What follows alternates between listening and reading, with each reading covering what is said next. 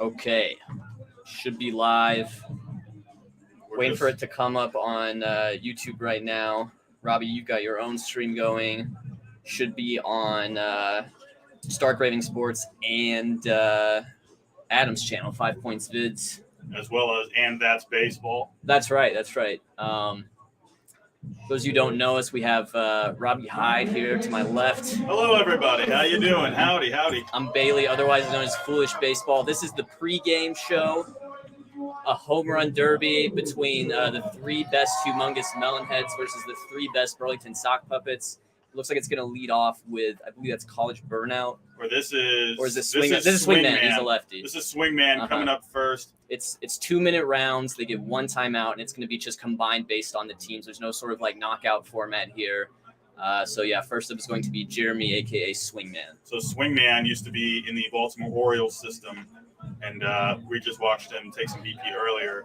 Wow. He's just he's hitting the crap out of the ball. It was loud. It was very loud. I'm very excited to see what he can do here in the home run derby early on. But, I mean, we got some pretty good competition here in the home run derby. Obviously, the big name is Eric Sims. But what do you think here? Are you thinking Eric Sims, who we all know just loves to hit bombs, or are we going to go with a guy on the Burlington sock puppets? If you're to make a prediction here today, who's going to make a splash today? What do you think is going to win the whole thing? Well, it's team based, so I'm going to say us. Or let's say when I say win the whole thing, who do you think is going to get the most home runs? Yeah, I can't speak much to the. You've done more scouting on the Burlington sock puppets side. I don't entirely know who their lineup for the derby is, but I'm gonna say Swingman's gonna show out here. I really liked watching him during BP. You know, King of JUCO, Eric Sims. Go follow his channel. It's an amazing channel. Also on TikTok as well. He just makes great content. He would be the popular pick, obviously because of his name, but I like your pick as well because I just like the group that he was in.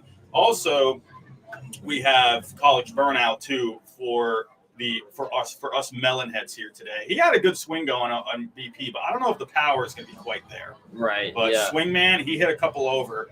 I'm going to agree with you. Swingman, he was pulling it and he was elevating it, and that's going to be the key here in this home run derby. I'm also just a sucker for the nice lefty swings. That's right. Yes. Growing up, David Ortiz was my guy growing up.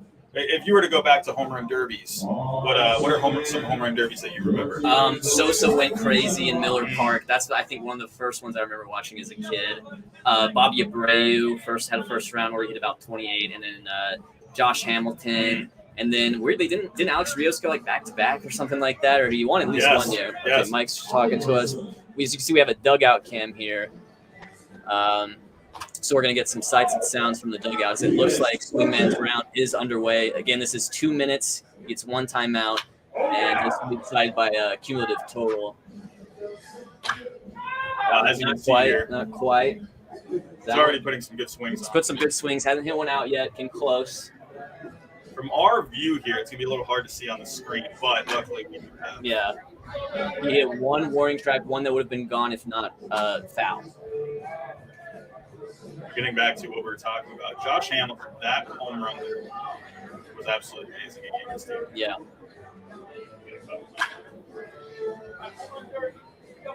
He's not quite there. Yeah, he's got the swing right. He's pulling it down the line. Eric is chirping him and or cheering him on. You can always count on King of JUCO, Eric Sims, to be very loud.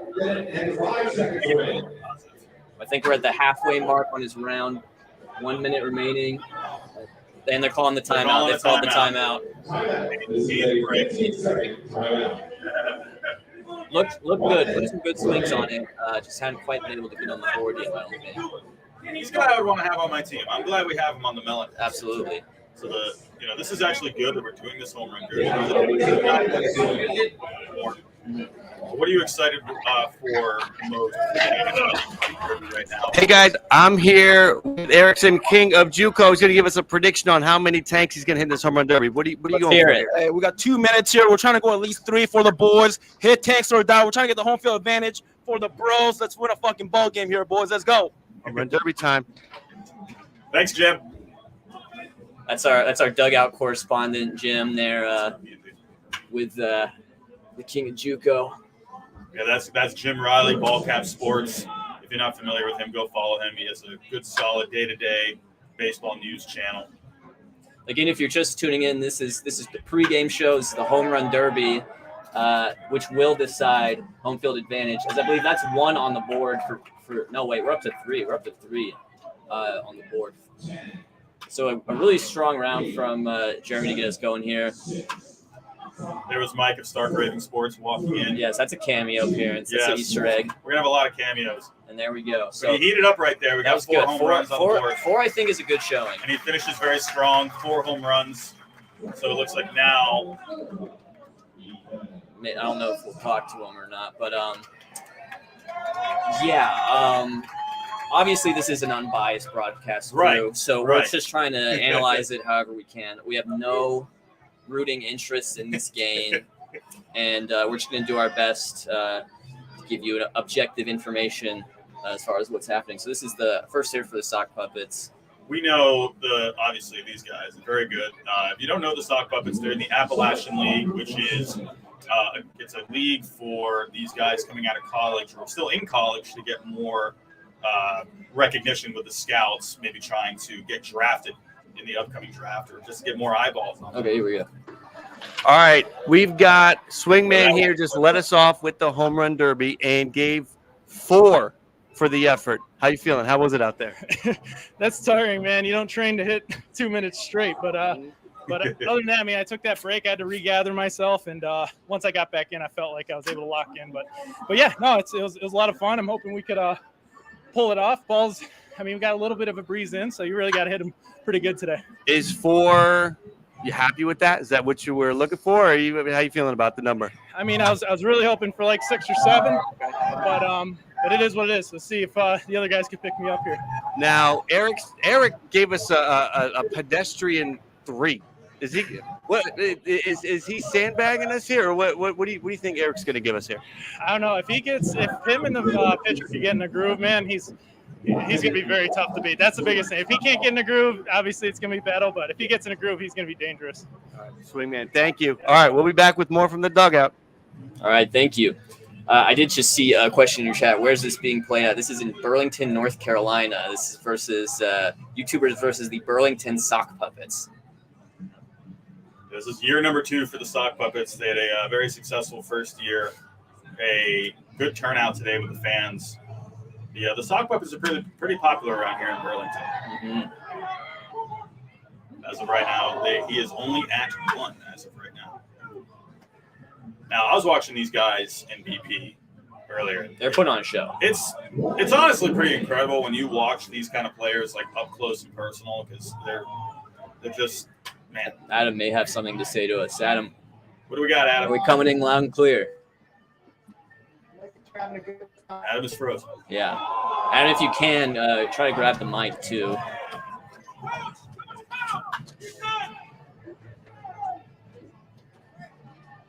That is our owner. That is our GM. That is our coach. That is the Steve Cohen of the Melons. Yeah. Really, arguably more of a Jerry Jones figure. I like that. I like that. Yeah, Adam of 5 Point Vids. He has been absolutely phenomenal putting all this together. I mean, honestly, I'm very amazed at everything he's done to put this together. I do want to say there is a little bit of chirping regarding the home run derby pitching, which is always a subject when it comes to a home run derby. You know, I always wonder about that. You know, because we were taking BP earlier. How did you feel about the arm angle of your BP pitcher? I felt good. I felt the Burlington Sock Puppets had a guy who's doing a great job. He had to throw a lot of BP to us. Yes. Honestly, when Eric got up there, I did feel more comfortable. And I don't know, it may have just been the rapport of knowing Eric, but yeah, I feel like don't let him hear me say it, but I feel like his stuff's a little bit easier to pick up. Well, it's very funny because for me it was the complete opposite. Okay. Because I preferred the arm angle of the Sock Puppets pitcher, but when Eric came up, he was going a little more lower, and it threw me off completely, and right. I just could not. Once I got a round in, I came up again for another round, and I felt way better. But I know what you mean. Like usually guys when they're throwing PP, they tend to kind of just throw it in there instead of just overhand it. Yeah. So. Yeah, he did a great job too. He's our pitcher for today. Yes, we have a total of 3 pitchers going today, but is he our starter? He is our starter. Yes, okay, Eric yes. Sims, King of Juco is our starter. So Eric he's really doing everything. He's doing our home run derby. He's our starting pitcher. Arguably shooting the most content as well. So we'll see. He's got guys with cameras all over here. I think he's got actually how many guys does he have? He's got 2 guys here. Yeah, and what's funny is this is traveling light for him. Yes. This is a great swing. This is Eric going right now. That's College Burnout. So this is College Burnout here. Unbelievable swing. He was putting on a show in BP. Yes, he was. He wasn't really hitting any over, but just the swing was phenomenal. Everything was hard contact. He was going for line drives. This is where he's got to try to elevate. When it comes to the home run derbies, it's almost like they have to really readjust their swings, really. When you saw Josh Hamilton hit as many home runs as he did at Yankee Stadium, it's pretty – oh, that was that was a rope. Just fouled. But, yeah, these guys really have to adjust when it comes to a home run derby. And it's also just the speed of the pitches, too. They're used to seeing, mid-90s fastballs. Exactly. And you're going straight to BP. Recently, I want to ask you this. We had in Major League Baseball, that's a line drive to the gap. That's not going to be quite there. But what do you think of the new home run derby rules where they have the time? Do you prefer the old-fashioned way when they have 10 pitches per round, or do you like the timed? I prefer the timed. The pitches per round, there were a lot of good things about it. I think the timed is better in the sense that it speeds things up and it forces them to take some swings they might be uncomfortable with, because it was tough when you're watching the, when it's like a limited amount of pitches or outs, and they had to be really selective about what they would swing at. Right. As things stand right now, by the way, we're exiting the timeout for Burnout, but in that first round, we're leading 4-1 on aggregate. You can put it that way, to use a European soccer term. If we can come away with any kind of a W today, yes, that's a good thing. And by the way, winning this home run derby does give us home field advantage. Oh, I did not know that. Oh, I'm learning something. So we've got something to play for. Oh here. Wow, this is great. Never thought. Oh, that sounded really good.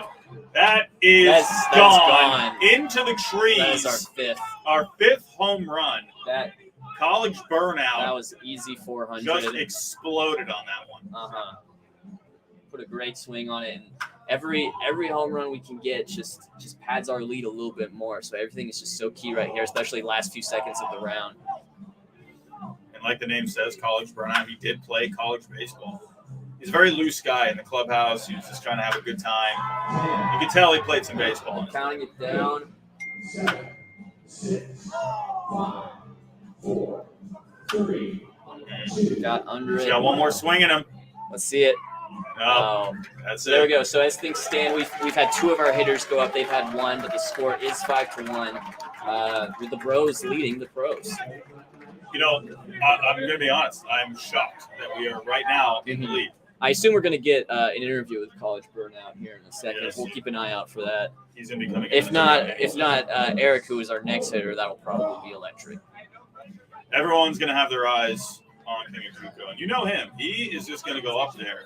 He's just going to swing as hard as he can. Yes. It's pretty phenomenal what Eric does. It's the fact that he kind of just does everything. Right? He will even catch if he needs to. So very, very fun player.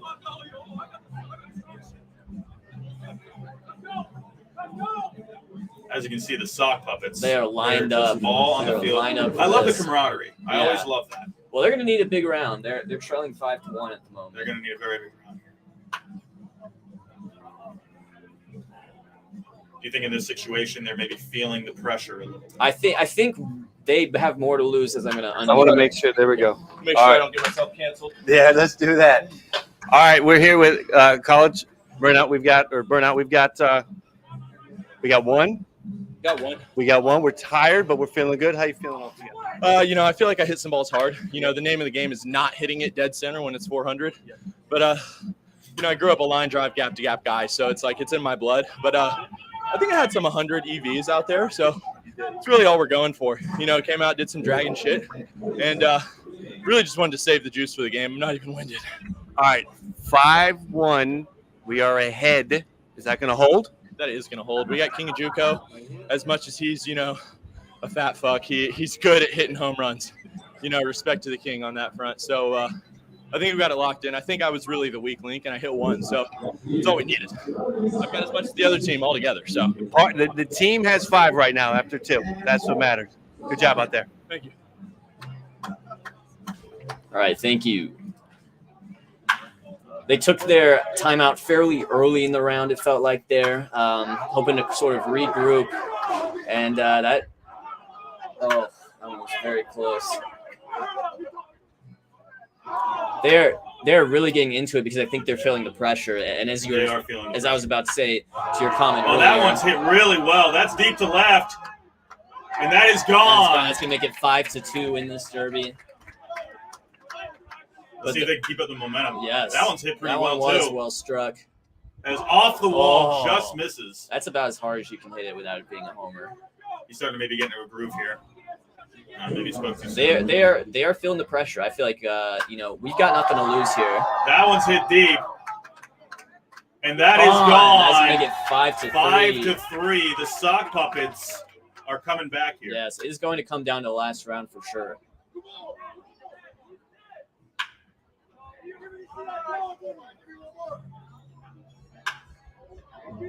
Everything is sounding really good off the bat. Yes, it is.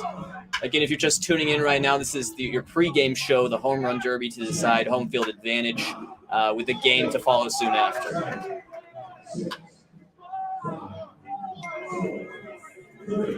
That's hit deep. It is a walk-off. That is gone. That was an absolute no doubt. Into the trees. So, oh my. A huge round. A huge round for the sock puppets on that one. We have a new home run derby. We do. It is 5-4. It is going to come down to that final round. And all eyes are now on Erickson. Yes. King of JUCO. He's been doing all the talking. What do you think about the trash talk from King of JUCO? That's kind of the name of his game. Yeah. Well, if you're facing a guy like that, you got to expect it, And I don't think the sock puppets are intimidated by him at all. But if he puts them away right here with a strong round, they will never hear the end of it. I hope. Yes. We hear it. Again, Eric Sim, the king of JUCO, a two-way player in this, as he will be taking the mound for the sock puppets, or not sock puppets, for the Melonheads, later today. Here we go. His first swing. Big hack. That's a big daddy hack. Oh, he's hacking. He is. He's not wasting any time. It. That was hit hard, but it did not have the elevation.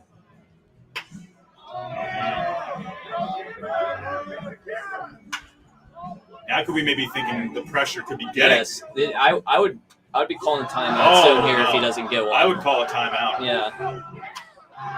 Oh no. Yeah, he's getting under it a little. He's topping it a little bit. He's swinging hard, and it's tough. It's tough from a cardio standpoint. Taking this many swings. And then max look at all force. the guys. Yeah. Right there. I mean, you're getting yelled at by a sock puppet. I mean, look at the two mascots. I know. These guys are yelling too. They're in on it. That one's hit really well to left. That's into the gap, but that's not going to be good enough. Yeah, we got to call a timeout. I think you need a breather. One positive thing to say about Eric, he is a new father. Yeah. He's been very focused on that. Not sure how the home run derby practice is going. He's got hopefully a few swings left here to make the sock puppets his sons. But yes. It is break time for him, giving him a little bit of a speech. He's gonna need smelling salts potentially. I think so. I'm familiar with his content. Maybe a couple scoops of pre-workout. Yeah, or some perhaps an energy drink. But yeah, I mean, this is pretty. This is big. This is where currently as it stands, 5-4, the final round, and this is where we could add on one or two more home runs just to make things difficult for their final hitter in this home run derby.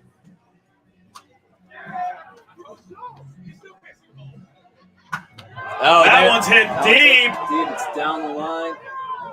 That is gone. That is one. That makes gone. it 6-4 on this home run derby. Again, sock puppets have one more batter to go after Eric Sim, the king of JUCO, is done with his round. Right now, they're looking for insurance. That's hit deep to left. These are insurance home runs for sure. Any home run here is valuable, especially with how good these hitters are. Oh, that was well struck. Did that go? That's going deep. Gone. 7-4. That is Sim's third home run of the round. Or sorry, is that second home run of the round? It looks like the break is exactly what he needed. Yes. I think it was well timed. That one's also hit pretty well. That one is hit well. It's towards the warning track. Back. No, not quite enough. They're counting it down. Just a few seconds That one's left hit in well. Eric's round. We want one more. This is his last swing. Oh, it's the center. But 2 valuable home runs. Yes. Let's see if the lead can hold. Yes. And they're going to be sending their third and final batter to the plate. Right. Do you think this lead will hold? What I'm curious to see here is, and their previous hitter also reached 3 home runs. If he hits exactly 3 home runs, what is our tiebreaker going to be? That's a dream scenario. Yes. Here. The Melonheads and the Sock Puppets in a swing off. Once Eric catches his breath, so give him about 15 minutes. We'll hopefully hear from him. Yes. It's going to be a little while before we see him. Yeah. Hopefully Jim is chasing him down now. Yeah. We need some thoughts. Honestly, all in all, he got off to the tough start, but a pretty solid round overall. Those 2 home runs were absolutely key because I think if it stuck 5-4, we would have been in a really bad spot. Now I think it's pretty much 50-50 from here because, we've had some hitters hit 3 or 4 in a round. We've had some hitters hit 1 or 2 in a round. So it's anybody's ball game at the moment. I will say I'm glad our predictions stuck with the guy that we thought would have. That's right, Swingman with 4 home runs. Without him, it would be over right now. Yeah, He is the absolutely. difference. So here it is. The Sock Puppets, their final hitter. He needs 3 home runs to tie, 4 to win. It's going to be a long 2 minutes. Yes, it is. And they do have a timeout. And again, this is for home field advantage with a game soon to follow. Major League Baseball, this is where you've seen a lot of drama in the home run derbies. Those final swing offs, the final rounds, the 2 minutes. And that's where it gets really exciting. Hasn't quite connected with one yet. He's hit some hard hit balls for sure, but just not the correct launch angle. We'll put it that way. Not the correct spray angle for him either. And they have called the timeout. He's taking a break too. He's gonna have approximately a minute 10 to hit 3 home runs here, or else it will be the Bros with perhaps, could you call it an upset in this derby if we win it? We've got some strong players. They are our 3 best players. Yeah. But considering what the Sock Puppets, what they can do, I think you'd have to call it an upset. I mean, considering we are also on the team, I would have to consider it an upset. I mean, I am just lucky to be here. Yes, right. I mean, my goodness, I don't know why they even called it. But I got to admit, it's nice to have a few players that have the experience. That's right. And I'm going to say all 3 of these guys, good locker room guys as well. Good absolutely. Locker room presence. As soon as Eric said, that's deep. That is gone. That's gone. That's his first home run of the round. That's going to make it 7-5. He needs 2 more to tie, but time is running out. It could come down to the wire here. As there's another one. That's drilled. Pulls it. That is gone. It's 7-6. 7-6, and we're entering the final seconds here. It's going to come right down the wire. That's hit He well. crushed that one, just a little too low. That one's hit pretty well. That one, that might not have enough. Yeah, just bounces in front of the warning track here. Kind of sawed that one off. Oh, the tension. As it is currently 7-6. This is the final hitter of the derby, and time is running out. He's going to need at least 1 more home run or 2 to win. Everyone on the Melonheads right now are just. Oh, that was well struck. It was to a deeper part of the park, though, and it will stay in.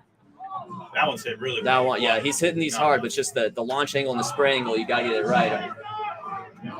We're down to the final 10 seconds here, final few swings. If he doesn't homer, the Bros will have it. 1. That's it.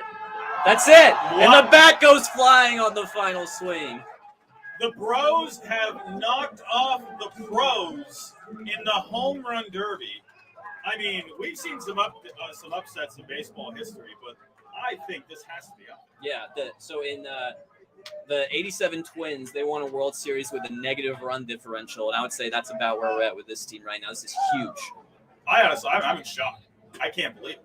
I mean, I trusted our guys, but the fact that we're going up against pro players here, that they're going to be having major league scouts looking at them. And how key were those 2 home runs that Eric Sim hit right there? Otherwise, this score is 6-5. He didn't have any before his timeout. He calmed down. He regrouped, and that was absolutely the key. Him and Jeremy getting going, and the 1 home run from College Burnout, the difference maker on the scoreboard as well. Of course, Swingman really set the tone early on. 4 home runs to start things off. That's you're setting the tone early on, and you got to give a lot of credit there to Eric.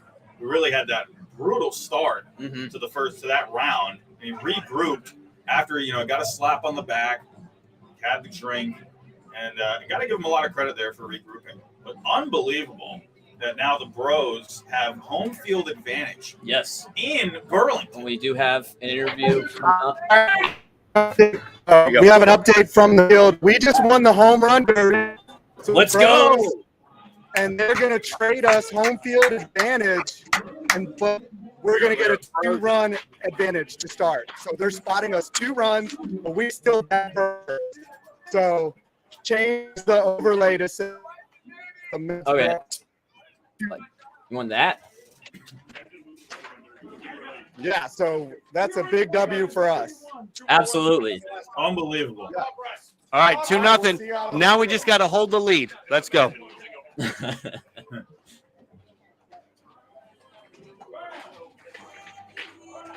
No, not that one.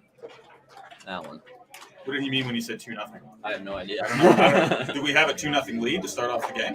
Yeah, I hope. Is that what he meant? We should get 2 runs for that. I mean, my goodness, That's more runs than y'all scored last year. I think we need just a full on catering for just getting that huge win. Yeah. Well, thank you guys for tuning in. Again, game to follow here. That was just the pregame show, and it was absolutely electric. A 7-6 home run derby win for the Bros over the Pros.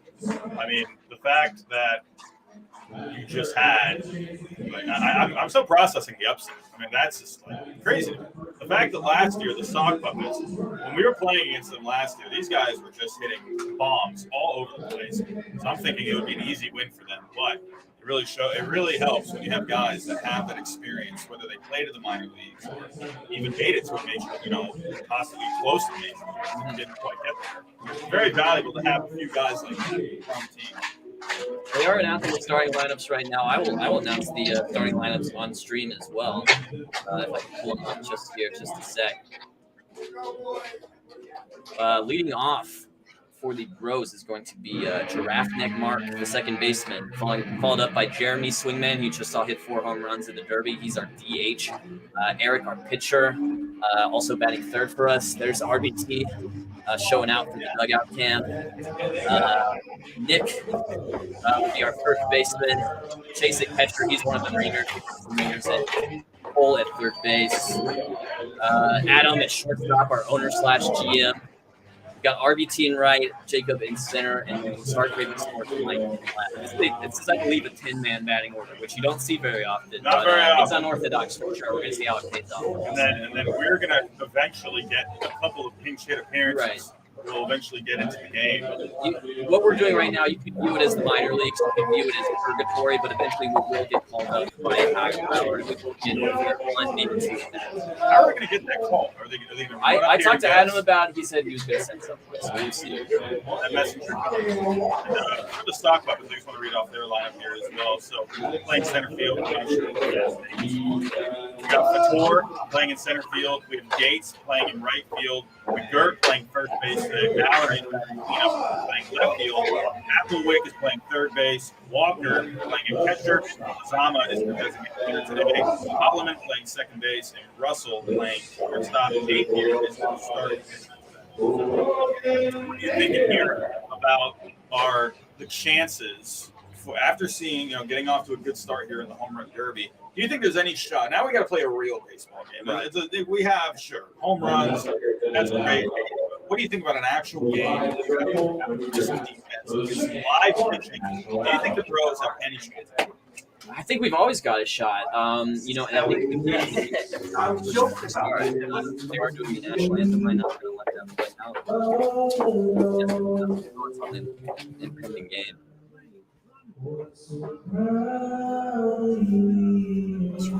For caps.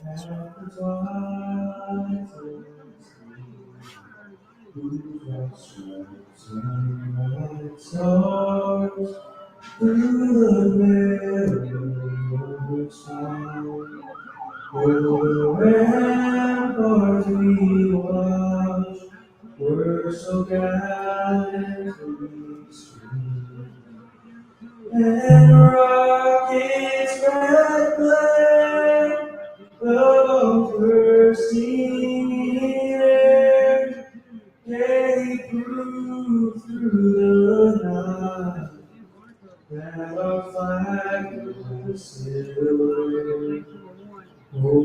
sailors that star spangled banner and wave for the land of the free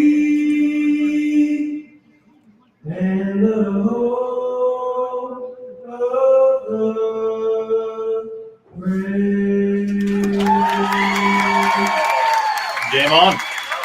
And as yes, it is confirmed, the Bros will have a 2-run lead to start. So things off. I have a scoop on that. The Bros and the Pros have conducted a trade, and the trade was we gave up our home field advantage in exchange for the 2 runs. Okay. Yeah. What do you think about that trade? I think it's our job to make the Pros rue the day they make that trade, because I think they're feeling confident if they think they can spot us 2 runs. I think they have to understand this is a different team from last year, and we intend to show up and play some of our best baseball today. I agree. I think if the Bros can just go out there, have tough at give the pitcher a little bit of tough time. Let's get it. And then if you let those guys that we just had in the home run derby try to do some damage, yeah, the Bros can just hang on. I think it's the key in that 2-run lead. Oh, there he goes. Believe. That's the message from the dugout right now. I love it. Believe. Believe in who? The Bros. The Bros. Yeah. Believe in the Bros. Just like my 2004 Red Sox, we just had to believe they could come back against the Yankees, and we did. My Celtics, unfortunately, could not do it against the Miami Heat, but the Red Sox, we believed they came back and then won the first World Series in '86. So anything is possible. It's like I'm running all of a sudden. Yes. Excuse my Boston bias. Excuse my draft pick. Draft pick Mark will listen to things today. Draft pick Mark. Very, very solid player. Yes. Watching him in the infield In today. fact, I think we just saw it. Oh, did we? I think we did. He's very smooth out there at second base today. He's just so fundamental. He just is smooth. Final player. That's the kind of guy that you want on your team. Compare draft pick Mark to a major league player. Yeah. What player? Can you think of a player that comes to mind? I'm gonna say he's I'm gonna say Ozzy Albies, and he's Albies a switch hitter, but he's strong from the right side, which is where Mark's gonna bat for me. And it's just very fundamental, fun to watch. Ozzy Albies, I believe, also has a YouTube channel with a few 100,000. No, that's Mark. That's Mark. I got mixed up there, but as you can see, a lot of things in common. Right. If I were to compare Mark, I have a bit of I don't know if maybe this is very good. At least this is the guy that comes to my mind. Is David Eckstein. Mm-hmm. Really just solid player, gets the job done out there, makes contact. He's a good player to have on your team, like a gritty sort of a player. That's where Mark reminds me. I was getting David Fletcher comps during That's a good one session. too. Yeah. That's a good one too. Now we got some other interesting players out here for us today, where maybe baseball wasn't exactly the strong. They're said to be here. One player, Urinating Tree. Yes. Very great channel. Talks about a lot of sports. Great commentary on his videos. What do you think about these kind of guys? And maybe, yourself included. Yeah, definitely. What do you think about these guys who don't have maybe as much experience, but you're stepping into this situation? It's obviously not a very comfortable situation. How do you feel yourself? Well, look, we're putting ourselves out there, and that's part of the fun. I think we've all sat at home, wondering, could I do any better when our favorite hitter strikes out, or we see someone chase a pitch 2 feet outside the strike zone? That one even swing that. Now we find out. And I was seeing some BP earlier. I definitely had some jitters going, got stronger, and but now this is the real deal. We've got a pitcher who's capable of throwing in the 90s. We're not sure if we're going to see that type of velocity today in an exhibition, but I'm going to swing at the first pitch. I'm going to go ahead and say that's my strategy, and then I'll try to settle into the AB. We got Mark leading off here. Love that. Is Mark wearing batting gloves? He was no BGs in the batting cage, so I think that's who he is. He's a no BGs guy. I love that. That velocity is looking pretty good. Yes. Oh, by the way, I should actually update our score because technically we're leading 2-0. So, Robbie, if you want to take the commentary at the moment.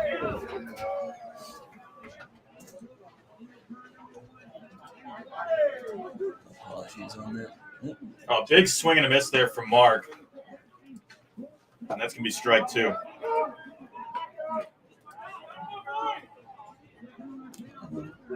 Here comes the pitch.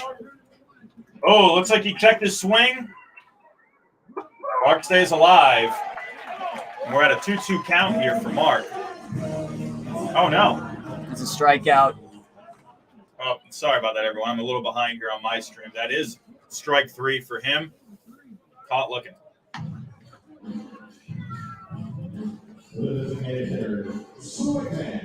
Here comes Swingman, who is our MVP of the Derby. Hold on a sec, guys. I'm bringing up our score. All right, I'm here with Mark. He was in ambush mode, obviously, jumping on that first pitch. Mark, talk about that first at bat. Yeah, I mean, the guy's throwing shed. He hit me with 2 sliders, which were Oh. if you threw me a fastball on that first one I missed, I was crushing that pitch, guaranteed. Second one was nice. I thought he was going to throw me one more. He froze me with a high and away fastball. It was a strike. I got to be more aggressive. I got to swing more. Mark came to play. There's hits in the bats. We'll get one. Yeah, we'll get one. All right, we'll be back. Thank you, Jim. But here we go. Swingman is up. Yeah, Swingman, who had 4 home runs in our home run derby to kick things off. He's worked it to 2-1 count right now. This is a guy, obviously we just saw the power. You got to be, a little more careful with. Maybe you can go after Mark a little bit more, but this is a guy, you got to work around him. And he's working the count right now, 3-1 count. Yeah. And again, we were spotted 2 runs because we won the Derby, and that home field advantage we won was traded for 2 runs. And so as things stand, with Swingman taking his base on ball 4, the Bros lead the Pros 2-0 here in the top of the first. And that's exactly what we need right off the bat. Have base runners, especially with the middle of the order coming up, because that's going to be the meat of our order, trying to get us another run or 2. We do have the 2-run lead.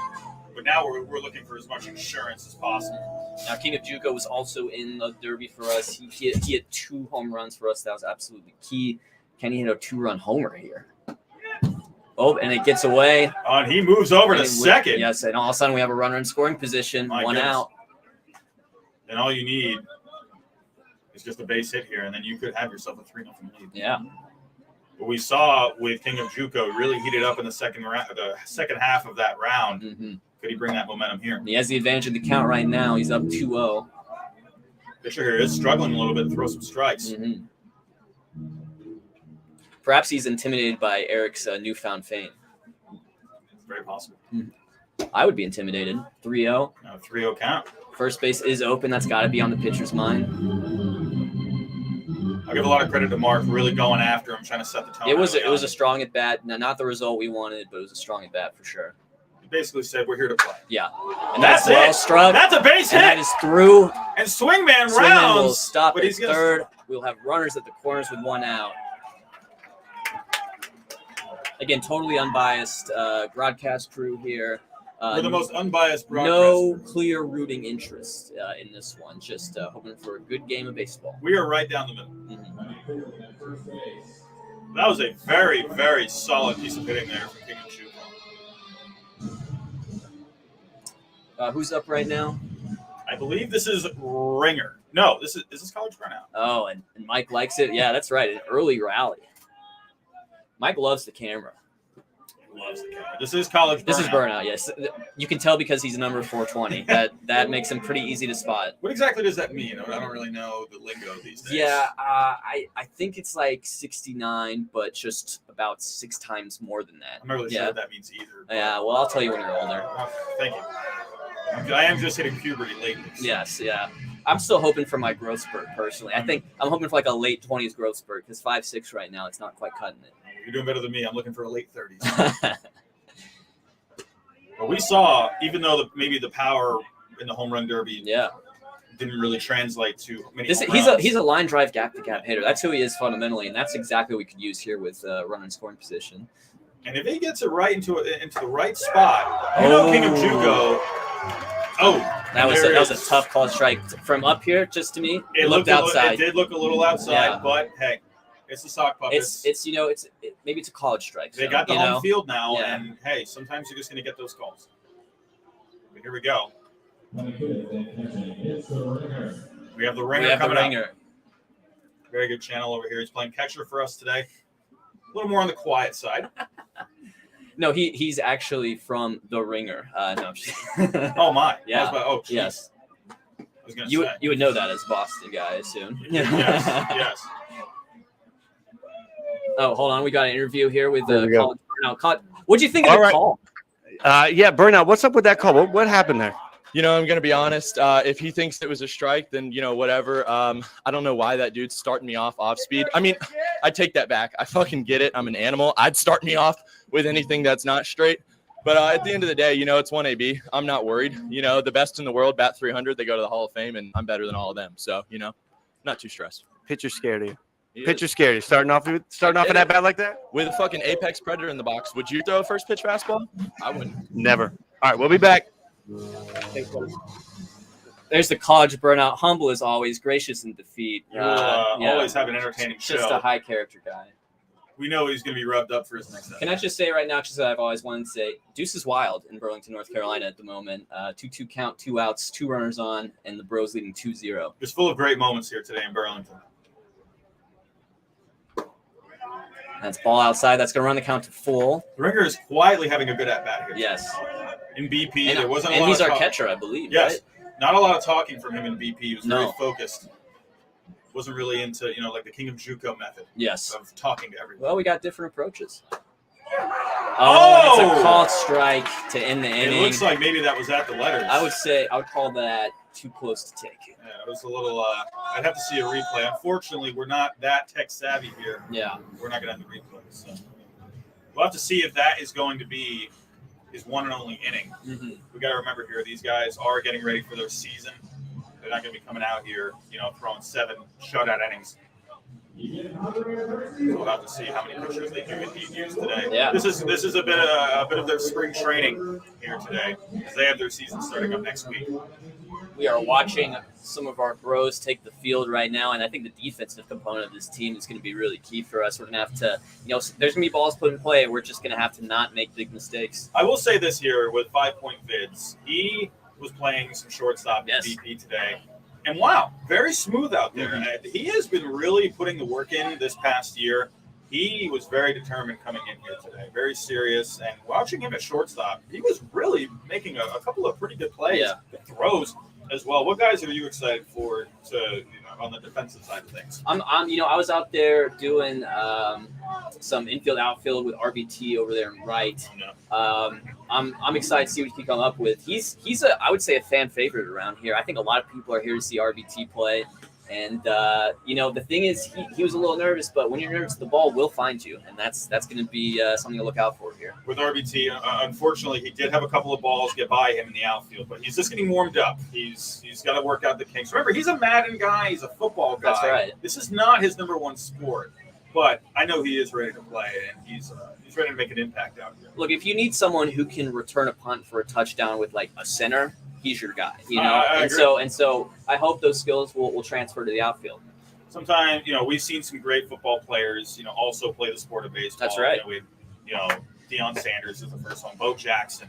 You know, so I think, could he be our Bo Jackson of today? I think absolutely, and I think some would argue that, you know, Bo Jackson is just the RBT. You know, I think you could say. I think RBT actually really might give him a run for his money. Yeah. We'll have to see. Eric Sim warming up on the mound, the King of JUCO, number 69. Our starting pitcher, our home run derby closer, threw some BP for us, just doing it all today. And an exciting addition. Oh, we've got an interview. Hold on, we're trying to unmute you guys. What is it? The stream is not liking it. Unmute. Having some technical difficulties. We're having some technical difficulties. Hold on 1 second for us. We're trying to click unmute. This isn't good. It's not. Come on. Right, click the very left of the mouse. Okay, let's try it. Jim, we're having some difficulties over here. We're not really sure. Yeah, we've got you muted, and we are struggling to unmute. It's not letting us unmute. Yeah. Not really sure what's going on. Oh, we're it now. We got it. Sweet. All right. Swingman, who drew a walk in the first inning, got a little rally started. If you had a third base coach, which is a critical error by the team in the first inning, we had no coaches. If you had a third base coach, would you have gone on Eric's hit to left, you think? If he sent me, yeah. Oh, no. No. Oh my! It is a Lead All off. right, instant reaction to a home run by the other team. That's not good for Eric's ego. That's He is stunned. he looks like quite the jabroni giving that up. Do we need to get someone warming up in the pen? Do we need to get an arm loose? Oh no, he's about to go 90 right now. All right. Well, hey, you know what? We're still winning. It doesn't We are matter. still We're winning. right? We have the lead. Right. That makes it 2-1. All right, We we'll can be back with say more. We had a lead. Yeah, And we still do have a lead. It's okay. He's just working out the kinks. that's right. Well, you got to think that can't help him be feeling very good right now. Yeah, we have a conference on the mound, so I'm gonna try to update the score here. So Eric Sims, King of JUCO, is going to be looking to regroup after that home run. By the way, just so you know, Sim, no S at the end. S-I-M is his last name, not Sims. Just So you know. But he is the king of JUCO. That is his At least I got correct that title. part Yeah. As a teacher, it takes me a little while to really remember the names. I teach 4th grade for a living, and there's some students where I don't get their name right for at least a month.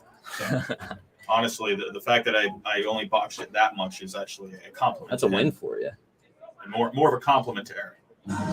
This is some of my MVP skill is my ability to hopefully update the overlay properly with your score.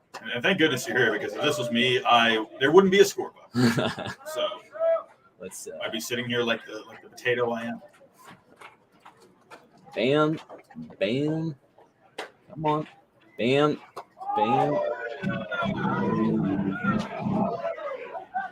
We are so Here we back. go. Gotta love it. It's a 1-2 count. He is looking for the strikeout here. Looking to come back after that home run. Nice. Yes, the strikeout. Just gas. Absolute gas. Unbelievable guy. Dotted the top of the zone. No chance. He had absolutely no shot. I don't think he didn't even know what was going to be coming. That's not throwing out people. Yes. So good bounce back from Eric there, allowing the leadoff home run, but getting a strikeout. And that honestly is a big out, because that really, the momentum right there that they had right from the get-go, that could have gotten ugly. Mm-hmm. So a big strikeout there to really get his confidence back. Oh, As well struck up the middle. I may have spoken too soon. Yes. I'm sorry. Who's our center fielder? And that's baseball. And that's Jacob. baseball making the play there, limiting it to a single. And I think that's going to be the key today for the Bros. It's just play fundamental baseball to the best of your ability. Yes, hit the ball, hit the throw cutoff man, you know. Don't be trying to play hero. No, yeah. You're not Yasiel Kui. You're not Yoenis Cespedes. It's just fundamentals, you know. You can't be playing like It'd be you did, interesting to see how Eric handles having a runner on base. That foul ball was hit right to us. That was. I saw the net ripple. Actually, I might have almost. What are your thoughts on an adult man bringing a glove to a baseball game in the hopes of a foul ball? It's for me personally, if there is a kid with them, then I'm all for it. To me, this is a kid's game. Yeah. It's all about the kids for me. But if the dad wants to bring a glove to try and help his child retrieve a baseball, I'm all for it. What about you? I do not bring one. However, every time I go, I kind of wish I would, because that's that thought. It's like, hey, if they're gonna hit a projectile at me, like I better, if I have the gear, that's gonna make it a lot easier. And also, whenever I sit at any baseball game, it's true, I do look around just to see, okay, when I get the foul ball, because obviously I'm going to, what kid am I gonna give it to? Oh, absolutely. Yeah. What do you think? There are adults out there, unfortunately, and hey, hey, they paid a ticket, and if they get the ball, then they're more than welcome to keep the ball. But for me, that's not what I would do. What do you think about these adults that keep the ball? As a child, I never received the ball. No one ever. Maybe I just was an ugly child, Robbie. It's possible. Right. So there's that part of me now. It's like, well, maybe now if I get the ball, I keep the ball. Look at it from another point of view. Maybe the adult wants to keep the ball instead of giving it to his child to make him work harder. Maybe it's that's right. It made look at it that way. Look. It kept me hungry, and you're gonna see that. You're gonna see that when I hit in a couple innings here. I'm hungry. I'm very hungry to get a hit. I also am very hungry physically. Yes. I'm excited for where we're going to go to eat. Have we even said where we're going to eat? I don't know. Although I do know we can get concessions. I do like concessions. Yes, I do like some ballpark food. Oh, up and in, a little chin music. Really brushed him back there. Can you bring up the lineup?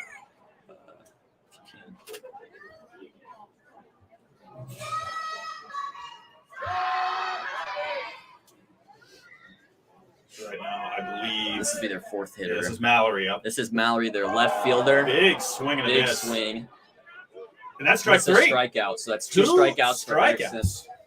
You know what they say? He's like a 18 to 27 strikeouts per 9 guy. I think we all know that. I mean, to me, if he had anything less than 22 strikeouts per 9, I think that's very disappointing. Yeah. King of JUCO, actually, he has some decent velocity. If you go look at some videos he's posted, some TikToks, he can gas it a little. Mm-hmm. He can get up there in the 90s. Foul ball there by Applewick, their third baseman, to make it 0-1. No, honestly, King of JUCO to me, I think he's the modern day Shohei Ohtani. He can hit, he can pitch. I think he really gives Shohei Ohtani a run for his money. Honestly. Yeah, well, we'll have to see if he and Ohtani can inspire a generation of two-way players. As Jacob goes down there, it was a misread. He came in and then he took a step back and makes the snag.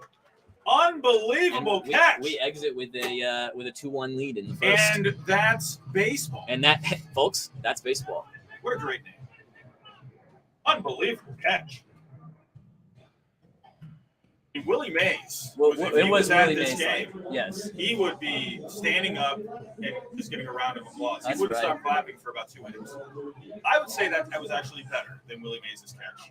The infamous Willie Mays over-the-shoulder passing catch. The thing is, I've never met Willie Mays, but I have met Jacob from And That's Baseball, so I'm going to be inclined to agree with you. I have seen Willie Mays in videos, of course, yes. And he was quite good. And That's Baseball, I think, really just put himself up there. I'm giving him a run for his money for sure. And with the runner on, and if that went over his head, that would have scored a run. Yes, absolutely. So it could have scored 2. To be honest with you, that could have been detrimental. For our chances here today. So yeah, that was a key play for sure. And the fact that I'm seeing 2 hits for them on the board and only a run, that goes to show our perseverance, that we can really pull through even with runners in scoring position.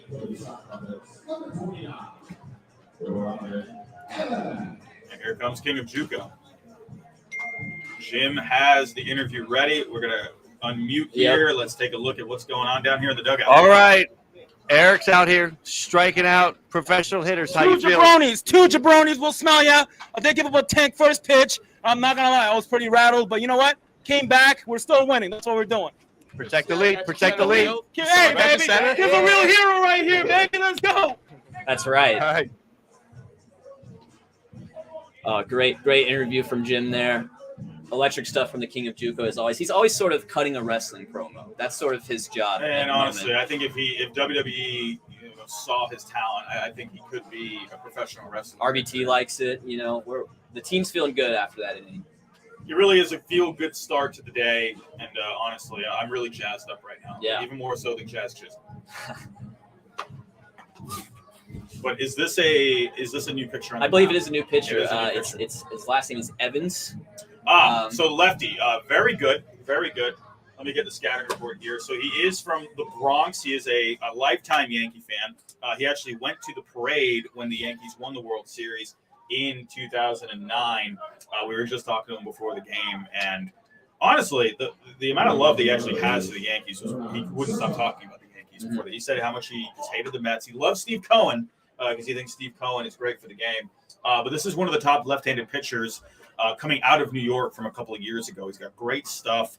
He features a low, possibly up to a mid-90s fastball, very good fading changeup. He's considered an underrated pitching prospect right now in the college scene. So we're actually getting a treat here tonight. Do we have what school he goes to?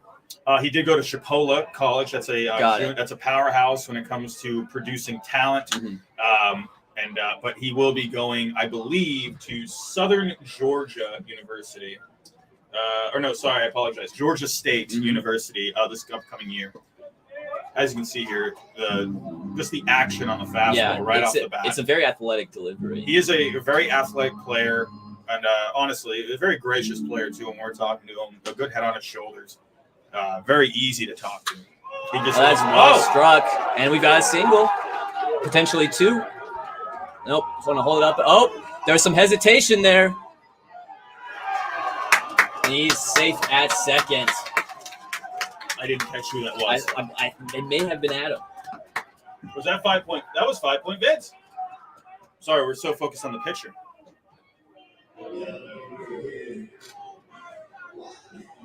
Is he number 9? Let me get our lineup. Oh, no, he's 5 up. point vids is up right now. Okay. So That was our third baseman, Cole. Oh, very good. Very good. Let's see what Adam can do. Hopefully the same thing. I was like, there's no way 5 points vid wears I couldn't number find 9. 5 point vids in the lineup because he wrote Me, yes. Like, who is me? Yeah.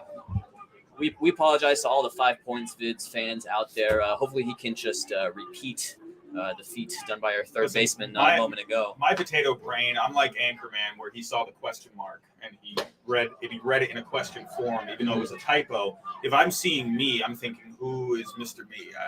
I need that clarity. Unfortunately, I don't have a good enough IQ to really. Yeah, you know, for a moment there, I process thought it. I was playing shortstop, and I said, "Why me?" Yeah, you know. I thought even by myself. You know, why would they put me at shortstop? As Adam takes strike 3, 5 not point the start vids. he wanted. He's worked very hard preparing for this He game has. today, and the struggles continue. Mhm. But I know he's determined to come back up next time and give a better at bat. We may have an interview with him. We'll have to see. Let's get ready. You know, there's going to be an interview coming up. Yeah. He's going to be very, very anxious to talk about that. Again, 5 point vids. If you haven't subscribed to his channel, he is our owner / GM / coach / doing it all for us. But here comes RBT, more than 1 million subscribers. He's done phenomenal work. He's had a YouTube channel for years. Ooh, good take. Good take. Very good take. Ball 1.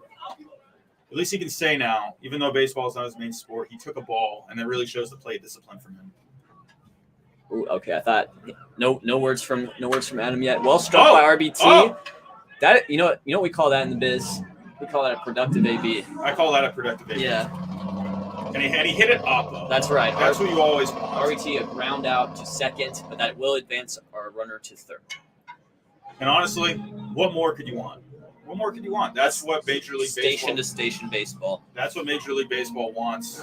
Move runners over, advance runners. I know Alex Cora of the Red Sox would be slapping him on the back when he came to the dugout, saying that was a great job. He would. Good job for RBT. Like I said, he was a little stiff going out there today for early BP. Is this Jacob right here? This is Jacob. So this is the guy who made the big defensive play in center. Can he make a key clutch offensive play for us here with 2 outs and a runner on third? And that's baseball.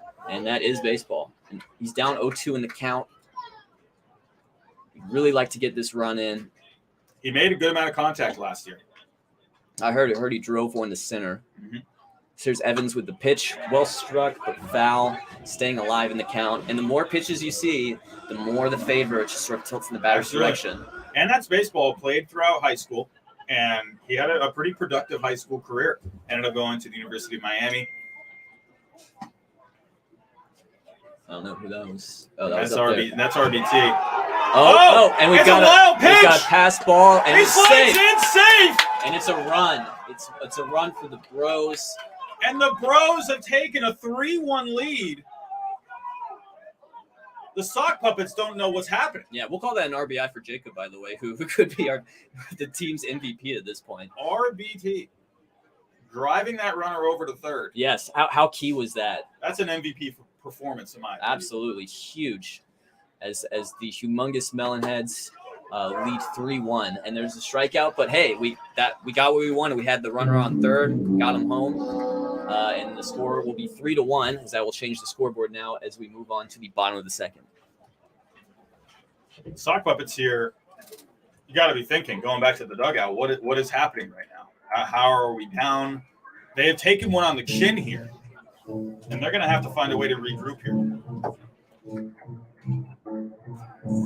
We are in between innings here, everyone. Thank you for joining us here today. We are live from Burlington, North Carolina. We have the Melonheads, a.k.a. the Bros, against the Burlington Sock Puppets, a.k.a. the Pros. And right now, the Bros have a 3-1 lead. We are updating the score here. Thanks to Foolish Baseball and his wizardry using Photoshop. My goodness. Yeah, and 2 of those runs did essentially come from winning the pregame home run derby. By winning the Derby, we actually won home field advantage, and that home field advantage was traded off for 2 runs. So the game started with a 2-0 score. But even if it hadn't, the score right now would be 1-1. We'd have a tie game. But now we have the lead. And this is why when you have to, sure, they don't do the home run derbies, before games in Major League Baseball. But when you're given the opportunity, you take advantage of an opportunity. That really shows to me a winning team. Yeah.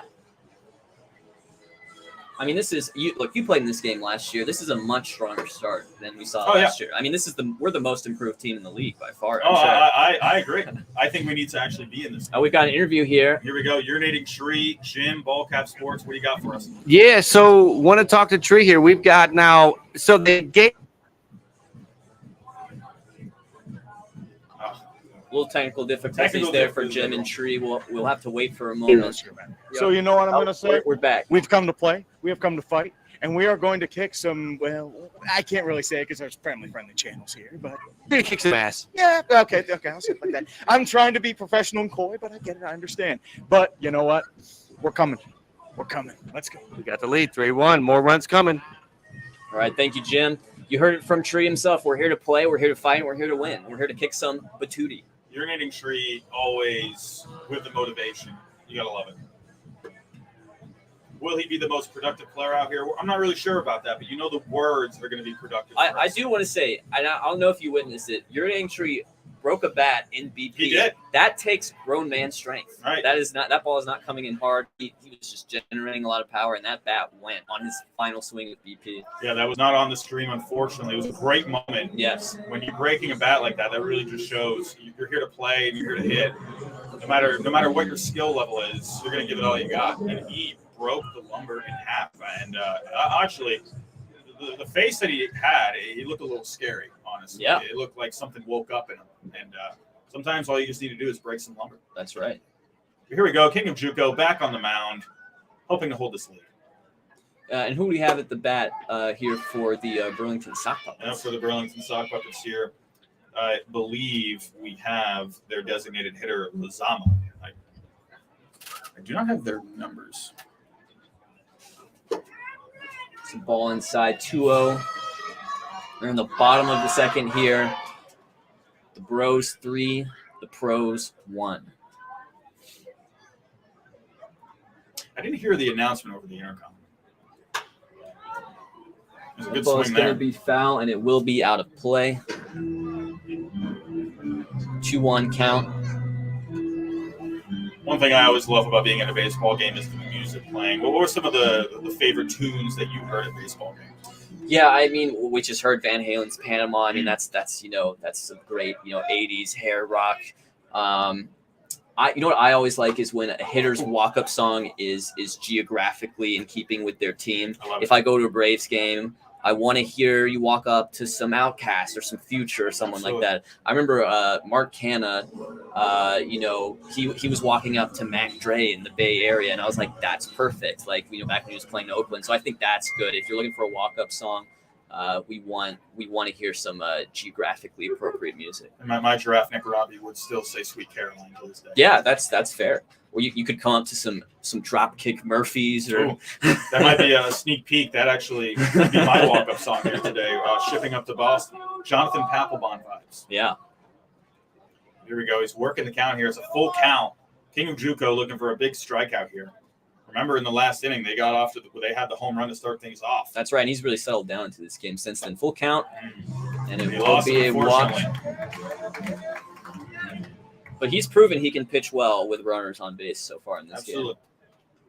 That's the one thing about him you can always count on. He's going to step up in the big moments. He has to back up the mouth, and he does back up the mouth.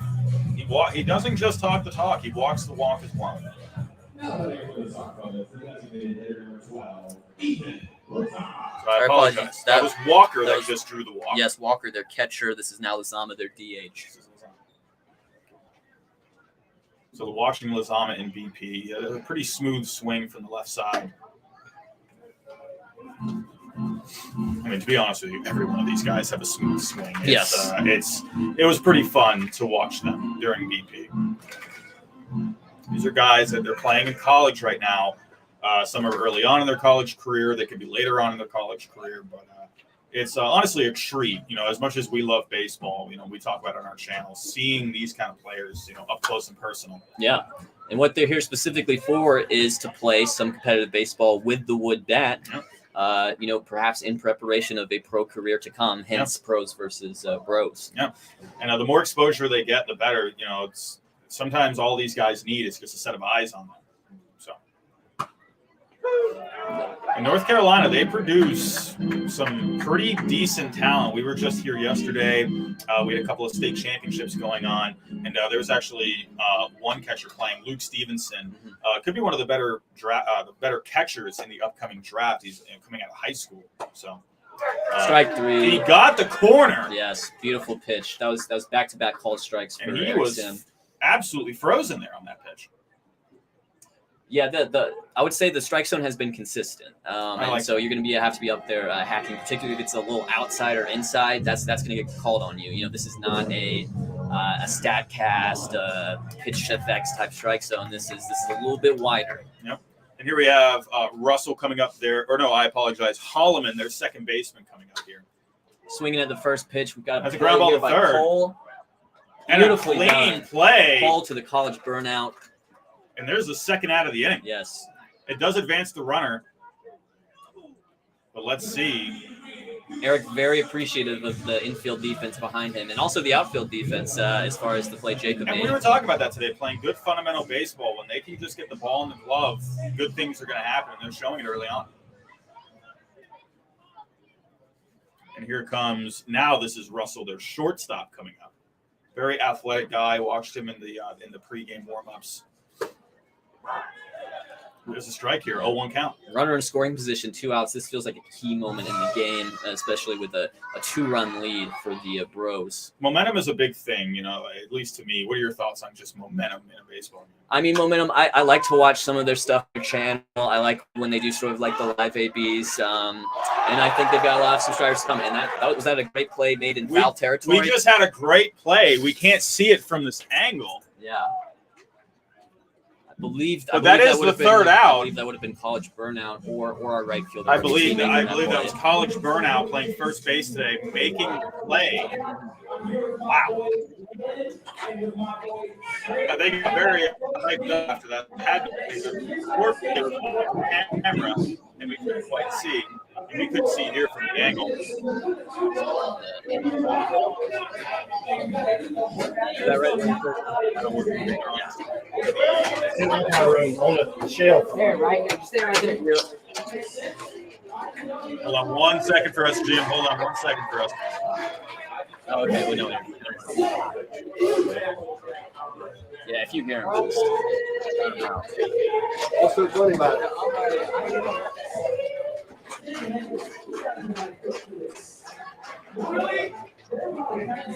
So here come the pros coming up the bat, trying to pad this lead a little bit more.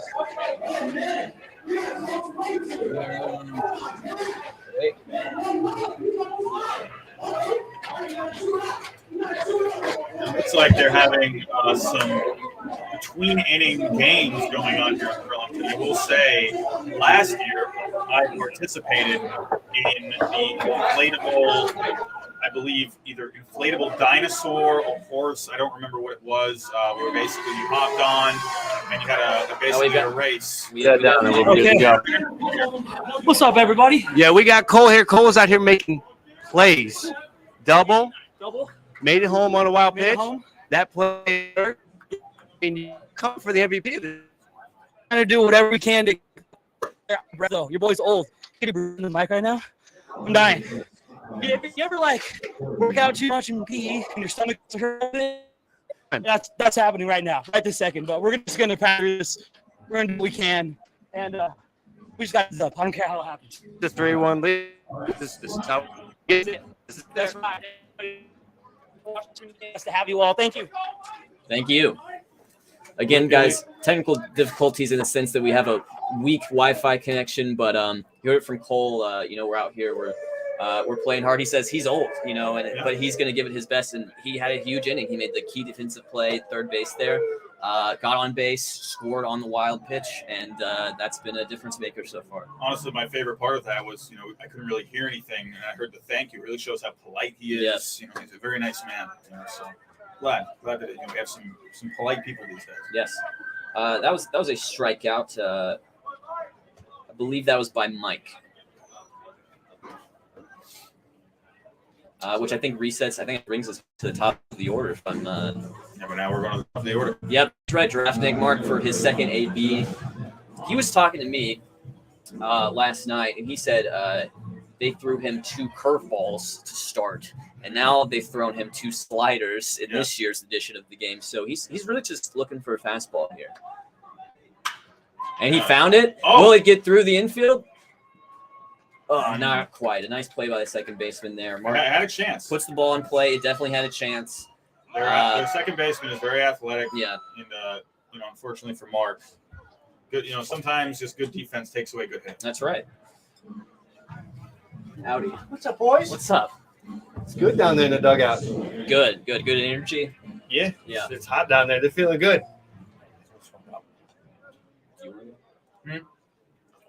Now? Is he doing it now? Well, maybe the next inning, because we got 2 outs already. Yeah. So maybe the next inning. Yeah. I'll Go go swap out. I'm not sure. I'll check with Adam. Well, he didn't send you up here? He did. I came up here on my own. Okay, got you. All right. So I'll go check with Adam. Go check. We got to make sure we get the boys here up to the We plate. got to get an AB. Yes. Oh, yeah. All right. I'll be back. Absolutely. There's our interviewer extraordinaire, ball cap sports. He's doing everything. He's all over the place. It's a trek to get from the dugout to here. Oh man, it's the climb. It's a little intimidating. I felt at like first. Sir Edmund Hillary in Tenzing Norgay. It's one of those things. Like I'm a little afraid of heights, but it was more when I was carrying my phone and I'm thinking I'm going to hold my phone a little tighter here. Yes, if I drop it, we're did. pretty Yeah, high I up. also had that thought. I was carrying my iPad too, and I was like, Yeah. I don't know if this is a good idea or not. I mean, somebody had to carry this up here. We're on this That iMac. is, I think Adam did that. Yeah. 5 Point Viz. I know a lot of viewers are here for him right now. Just know that he carried up like a ton of stuff here, and it is not easy to get up to this booth. So good for him. Playing good baseball, climbing up steep ladders. That's right. Just doing everything. Hard to believe he's only 63 years old. Unbelievable. Yeah. That was a strikeout by Jeremy Swingman. I would say the MVP of our home run derby. And that was a very quick 1-2-3 inning. Yeah. And but what I like about the Bros here is they're keeping the pressure on. They're being aggressive. They know the foot is on the throat, and we're trying to close it out here. You're trying to keep the pressure on. But here we go. Sock puppets now coming back up, and sometimes, like we talked about with momentum, great channel. Yes, but yes, important. With momentum within the baseball field atmosphere. That's what you're asking. Yes, momentum, great channel, and actually they are here today, I believe, and very nice guy with the camera. He's doing a great job. But a quick inning like that, do you believe a quick inning with the defense, good quick inning from the pitcher, that could actually rally the offense? Absolutely, and I think especially if you're feeling right on one side of the ball, you're going to feel right on the other side of the ball. And we've seen it with Cole, even our third baseman. He made some big plays big plays on the base pass. What does he do when the ball gets hit to him? He makes a big play at third base, and it goes the other way as well. If you like how the pitching's going and you're playing good defense, then yeah, when it's your turn to bat, the momentum is going to be on your side. Yep. We do a picture on the mound. College Burnout. That's right. Is on the mound, and now Eric Sim will be going to first base. Yes. We have gone from number 69 to number 420 on the mound. Still don't know what that means, but Yeah. it seems like a good call. Again, maybe if we were a little older, we would tell you. It's risky, Mm-hmm. but I'm gonna count on the call. With Eric, pitched a couple good innings there, and remember he was their own VP too. Yes, so he's doing it all. It's in my opinion here, got to keep the fresh arms as much as we can. And College Burnout was delivering some inspired speeches in the locker room as well, so he's doing it all. We can't talk about what happens in the locker room stays in the locker room. It was very motivational, and I see Tree out there in the outfield, getting a little loose. We'll see what's going on with that. I'm not sure if he's just helping. Is he helping out RBT? Doing some underhand throws. You can see him over there in right field with the RBT. They're playing catch very close together. I'm not sure if this is helping warm up their arms really at all. But Tree is underhanding the ball right now. Tree, he's showing off the fundamentals for sure. It's a sight to see. Yeah. It's like seeing Shohei Ohtani in person throw a no-hitter as well as hitting 3 bombs on the night. Urinating Tree really brings that same kind of presence, in my opinion. We're off to a great start here today in Burlington. What I have to say, playing in this game last year, honestly, we were kind of just hopeful. We were just saying, coming out, let's see what we can do. We did, we made some contact early on. We're feeling good, and then the sock puppets really just took over, and there was no looking back. But This feels like a different game today. This feels like, we don't just have a chance. We can win this thing. Yeah, definitely. We didn't have this feeling last year. I mean, here we are. It's the third inning, and we are winning 3-1. And even if they didn't spot us the 2 runs, it would be a tie game. Yeah, and that's all you can ask for right now. We're competing. And again, taking advantage of the situations. And that's really the story of today, is using the home run derby to give us the 2-run lead, getting the base runners, having the wild pitch, having the runners score, taking advantage. And that's that sounds like the motto that maybe we could have for the Melonheads. Absolutely. Just take advantage. But here we go. So College Burnout, not quite sure of the pitching experience in college. We already know what kind of a hitter he is. It looks like the velocity is pretty good. Yes, he's throwing hard. He's actually looking. He's throwing pretty hard. He's got a bit of a different arm angle than Eric Sim. We're giving them a different look here for sure. I think just our ability to sort of piggyback these guys, for a couple innings apiece is going to be key. So Eric did a great job getting us started. Was basically perfect apart from his first pitch, which got barreled, and then really settled into things. And we're hoping, College Burnout, same performance. I will say last year, one issue with the squad was the pitching depth. We had Sim, but after that, it really things really took a turn for the worse. But now that we have a couple viable arms, really sets the tone, and it, I think, gives us really a different outlook than we had last year.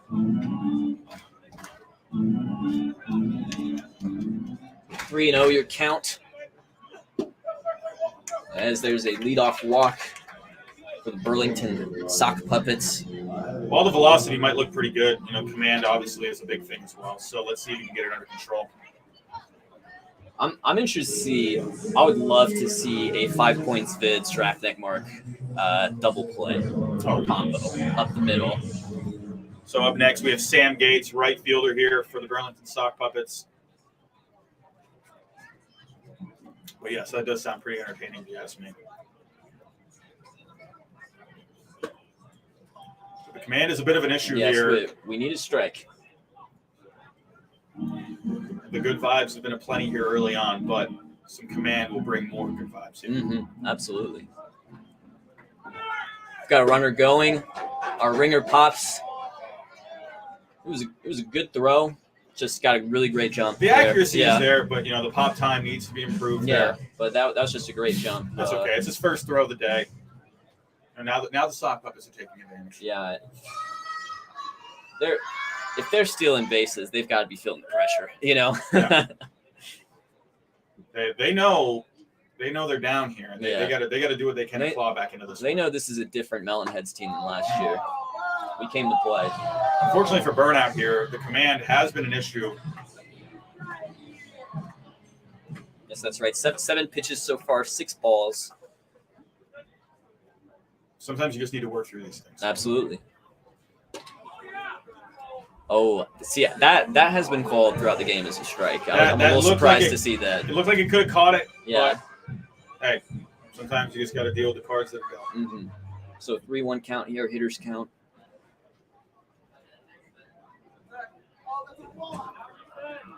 All right, checks him at second base. Someone asked whether or not that was a balk, but it looks like he was okay. Nope.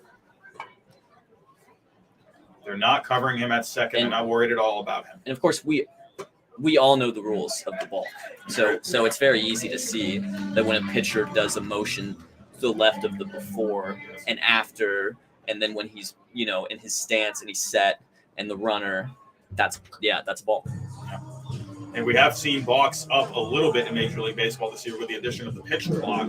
I've been seeing more balks at least, but here, I don't think we have to worry about that too much. But they did just draw the walk here. Yes. And they now have a couple of runners on. So they are threatening here. Mm-hmm. We'll have the force out at third. We'll have to see if that comes into play. Do you think maybe the sock puppets, maybe we're taking a little easy in the first? Do you think maybe they were kind of, overlooking the situation, really looking past us, looking towards the season, really thinking these guys, they don't have anything. But now, all of a sudden, it looks like they're playing great baseball here. They're really working the counts. And now that I'm taking this as they're taking us a little bit more serious. Yes, and it's tough. Look, this is their turf. Like they've got a home crowd out here, and they don't want to get embarrassed by a bunch of bros. Unfortunately, they have been embarrassed. Yeah, and I think now they're starting to realize it. You got the home fans here. Children are crying in the stands. Yes. It's not going well in here, and I think the sock puppets are realizing. They're saying sock puppets fans. They've got as bad as Rockies fans. Yeah. Got an infield pop out here that is caught by the College Burnout himself. And sometimes you need a break like that. Yeah, you need a little luck, and I'm very surprised, honestly, that he really went after that, considering how many balls he is throwing. Yeah. And I think the plate discipline was really the key for them so far, and I would say that's not a great look there for the Burlington sock puppets. Eric was there, our ringer catcher was there, but it was indeed the pitcher College Burnout making the play on that. And I will say there's an improvement there as well, because last year these guys would have ran into each other. They would have all fallen on the ground, just like Charlie Brown after missing kicking the football. Right. And, that was what would have happened last year. But this year it's a different group, it's a different vibe. And we got a steal. I think they got him. He's calling him safe. Calling him safe. If only we could challenge that from the booth up here. I'd be doing that. Unfortunately. I think we need to maybe talk with the soccer. They're yelling, review it. Down there on the field. Unfortunately, that's we don't have review it. We don't have the ability of replay up here. So, maybe that's done by design. Maybe the sock puppets knew that, we could challenge. So they said, don't even let them be able to see replay. Yeah. Oh, are we actually getting a review there? Nope, safe. Okay. All right. Well, I don't know. They could be paying off the umpires here today, but again, we're not biased here. We're really calling. They were chirping a little bit at us in the dugouts. We'll just have to see. We'll just have to see if Blue's on our side later or not. But don't forget, just because here the runner moved to third, the runner also moved over to second. Yes. Oh, yes. Good shout there. So.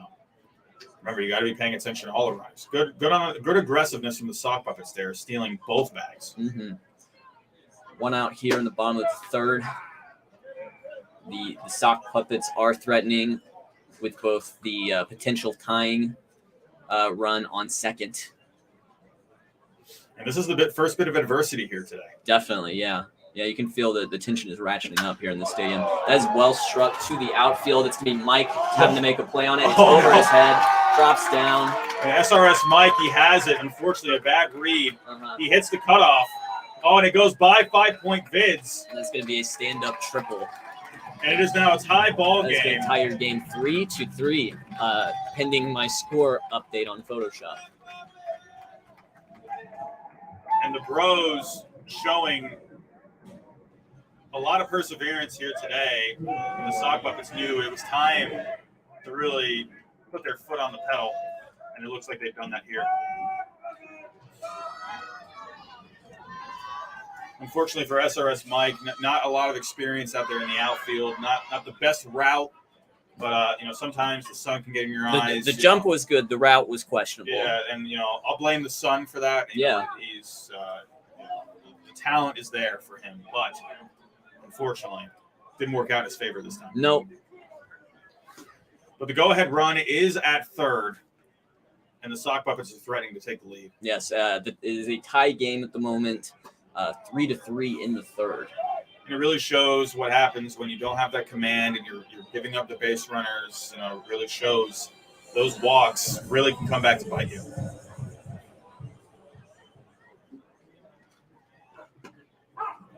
And he gets a first strike call here. I believe that is his first called strike of his outing so far.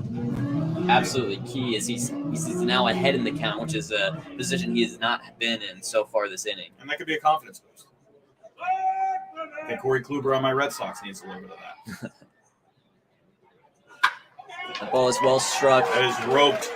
Right past Adam at shortstop. Here's Mike at left, making the throw to second. That will drive in a run as the Sock Puppets take a lead here, 4-3, behind what's been a strong third inning for them. Sock Puppets here. They came into this inning. They had the quick inning last inning with the good defense, good pitching, and they knew they really needed to turn it on here.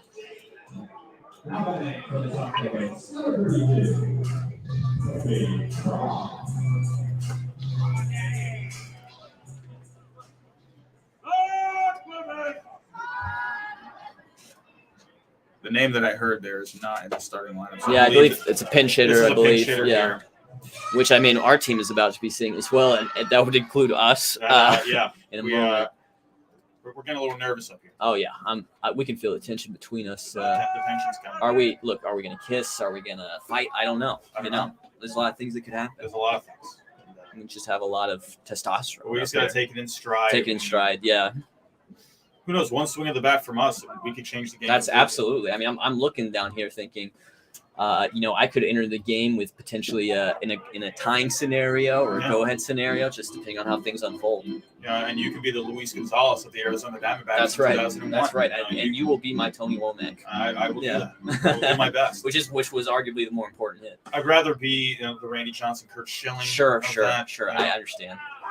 Great question I hear a lot. Who was more valuable in that World Series, Kurt Schilling or Randy Johnson? They had the co-MVPs that year. Right.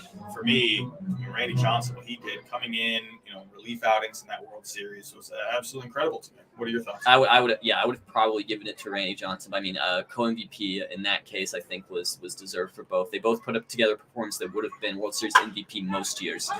There's a foul ball. That's going back to that World Series here. It was a Game 7 matchup. Kurt Schilling, Roger Clemens. I mean, those guys were at the top of their games at that point. Mm-hmm. Kurt Schilling looked up to Roger Clemens, and he really got a great performance when Alfonso Soriano with the home run chased him. But the magic can happen, just like the Diamondbacks with us today. Yeah. All right, 2-strike count here. College Burnout looking for his first strikeout of the game. Ooh, it's a tough take. And the runner is able to advance to second on that one. Ball in the dirt here. Yeah. The command has been an issue here with College Burnout. Wondering, did maybe 5-point vids go a little too early with the pitching change? Maybe, with Eric here, he had a pretty good outing. Would it have been better to maybe stick with him in the early going? We had a pretty set game plan there, and it's tough when you just don't have that flexibility. But yeah, we're working through it right now on the pitching side of things, and the sooner we can get through this inning, the sooner we can get back on the board. It looks like we have Jim here from All Cap Sports. Oh, excuse me, Jim. Giving an interview for us. It looks like Urinating Tree has. Yeah, we're gonna hang out. We're gonna spend a minute with Urinating Tree. He's got video of that play at third that the ump just, for the lack of a better term, blew it. He's getting the video up. Here it comes.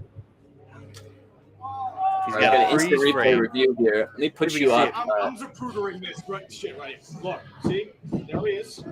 Right there. There. Frame. There he is. He's out.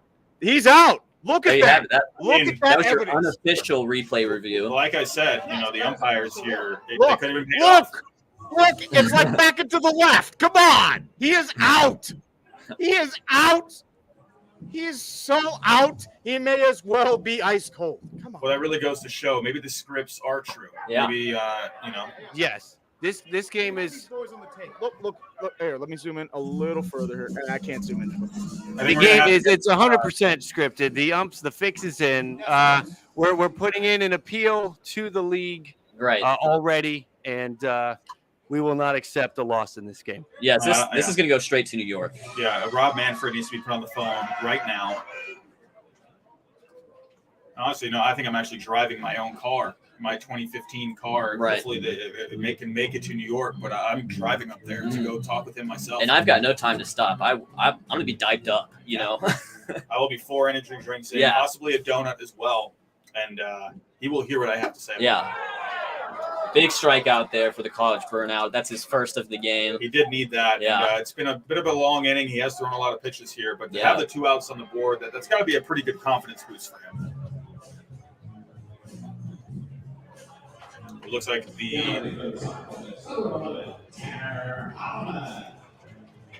so Tanner Holloman coming up here, second base for the Sock Puppets. And he's looking to do some damage here. This will be his second AB of the game, but his first versus the College Burnout. That's a strike. Well, they're looking for the insurance here because they know they need it. They know the big bats are coming. We're eventually going to come. Yes. And presumably. They need to worry about it. Yeah. Ball is well started. Oh, it just gets past and that's Adam through. there. They're sending him home. There's no hesitation there. And he scores. So that makes it 5-3. They get the insurance run they needed. And I emphasize the word needed. Yes. There's no bias here. It's down the middle. Yeah, they're going to need as many runs as they can get because we could put on a 5-spot inning with this lineup. We're not Michael Kay with the Yankees. We're doing our best to call it down the middle. There's a 5-3 lead here for the Sock Puppets here in Burlington. And the bats have really come alive here. And I will go on to say, I'll repeat myself, is that the command from the pitcher has been a bit of an issue. And the tough start to the inning, I think, has really come back to bite him here. Yeah. You never like to see a 4 spot on the board. And 4 runs here for the Sock Puppets here in the bottom of the 3rd. They now have a 5-3 lead. Yeah, they've hung a crooked number on us for sure, but you know, we'll just have to do the same. Well, I got to say, the sun is coming out here. It's starting to look pretty nice, and I think that's a good sign for us. Yes. And people could say, "Oh, the sun's coming out. The Sock Puppets are waking up." That really shows that. But no, I think that's really fate is on our side today. I completely agree. And those shadows, honestly, could be difficult for the batter at the moment. I think College Burnout is really going to take advantage of those shadows. He's a strategic guy, very loosey-goosey, but he knows when to turn the brain on when he needs to. Not sure if the 420 goes hand in hand with that. Yeah. So, again, I don't know what that means, but no, I don't know either. So I assume it's about 420 pitches he's been doing today. You know, he's putting in some work for us right now. Tim was fairly efficient, but and the tough thing for Burnout is he knows that in an ideal scenario he would be throwing 2 innings. Yeah. After College Burnout, it will be interesting to see which route 5 Point Vids goes for who to take the mound. Yeah. I'm thinking here he's hoping to get as many pitches out of him as he can. Oh, check swing there, foul ball. He's got 2 strikes on him here. He's really looking for that 3rd strike. Could get out of this inning. His arms are hanging by a thread at this point. I will say, playing in high school, pitching in high school, I know those long innings, and they really mentally get to you too. Mm-hmm.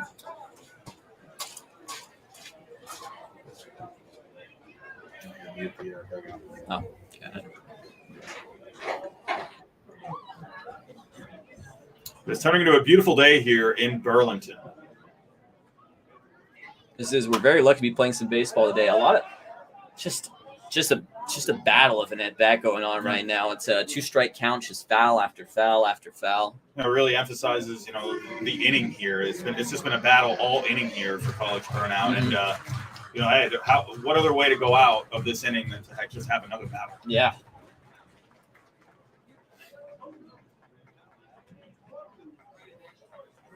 Infield at normal depth, outfield, center field is a little deep. Deep. Very deep here. The ball is hit up the middle. Oh, off. Oh my goodness.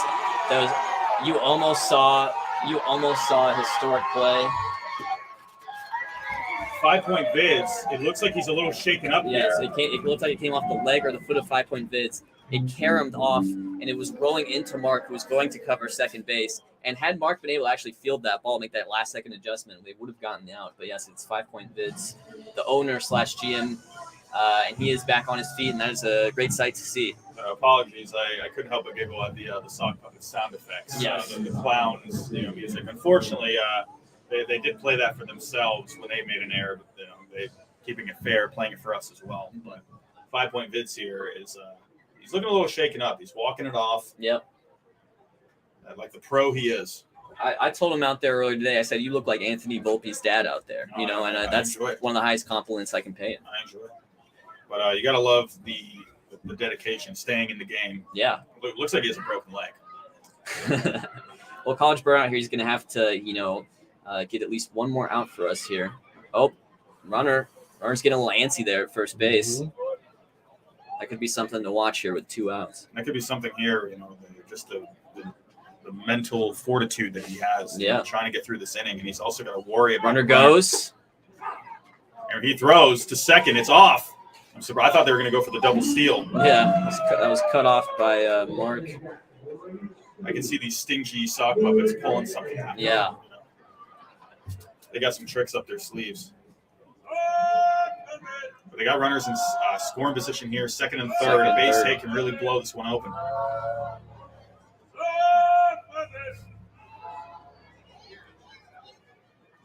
Takes the time. That is a foul ball. We've seen a lot of foul balls right in that direction this entire inning. The bats have really come alive in this inning, and they're putting not just runs on the board, but great swings as well. We've had a lot of foul balls where they just missed. It's very possible we could have seen at least 5. Yeah, first couple innings out there, they were looking more like the Joes. Now they're the pros. Unless we have something to say about it. Yeah. Here comes the pitch, 2-strike count. Ooh, it's close. It was a little close. It looked like I couldn't tell that was off speed.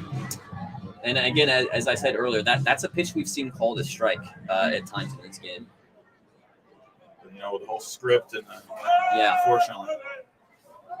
We're still waiting the results of the appeal on the play at third base previous inning. That ball is pop-up. It looks like it's playable. He runs in. And that is going to be the burnout third out. Put away as we move on to the 4th inning. And College Burnout has to be feeling burned out after that inning. I think he threw about 105 pitches. Yes.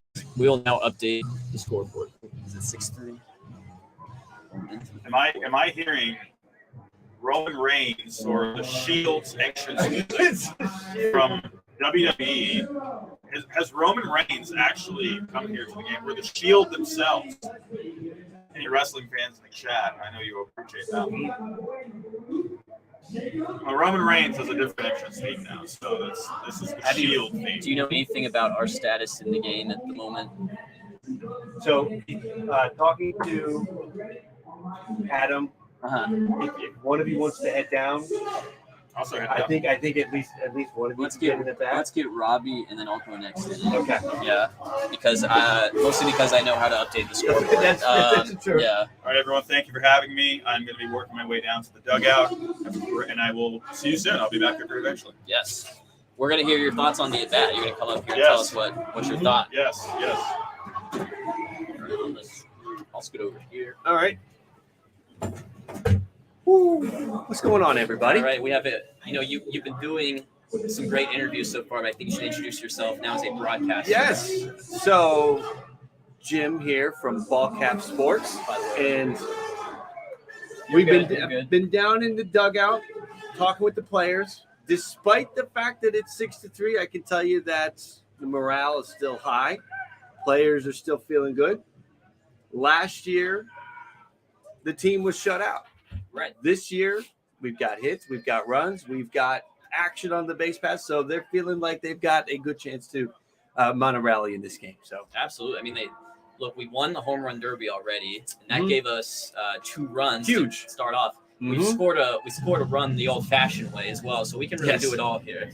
Yes, these guys definitely there's hits in these bats. Yes, absolutely. They're out here. They're swinging the bat. They got bringing in the ringers. Mm-hmm. That certainly helped. And talking to Urinating Tree, talking to 5 Points Vids, they spent the last year since we were here the first time working on their game. Yeah, getting better, and it is showing itself on the field for sure. Absolutely, we saw Urinating Tree out there at right field getting warmed up earlier. I'm excited to see what he'll do.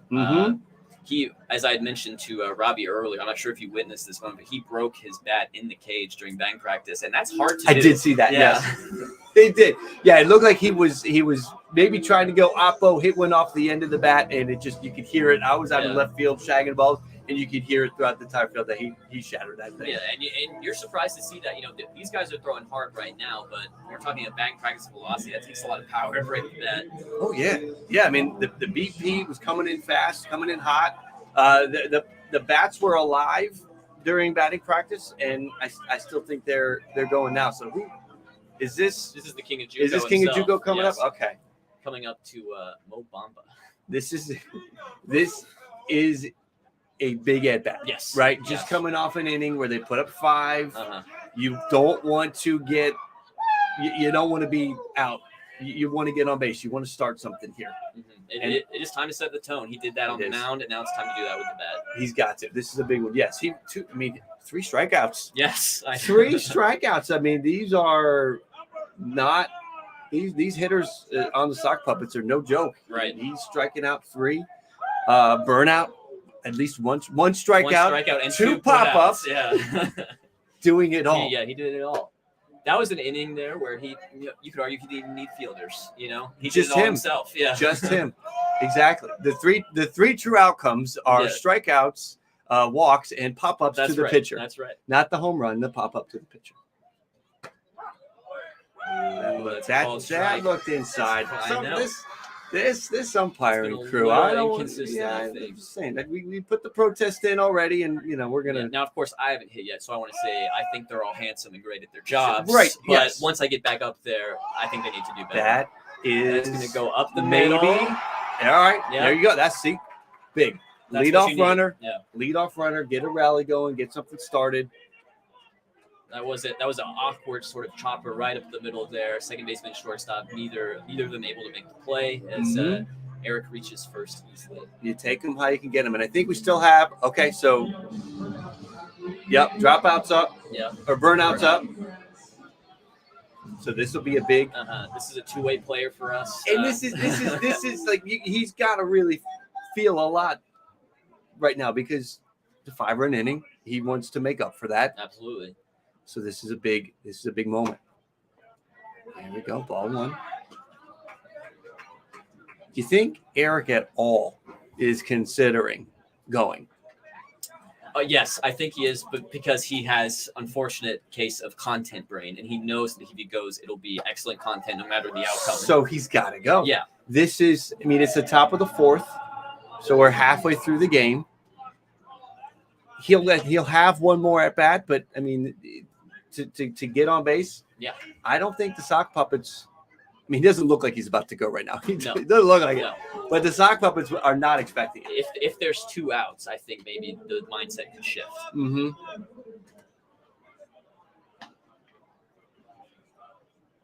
All right, so we've got 1 ball, 2 strikes. This is big. Is this the same? This is a new pitcher. Okay. Yes. They've been throwing breaking balls at our hitters, and I think they just did it again. That's the talk we've been hearing. It's the it's the breaking balls that. Come on now. Yeah. Now it's time for is it Jeremy Swingman?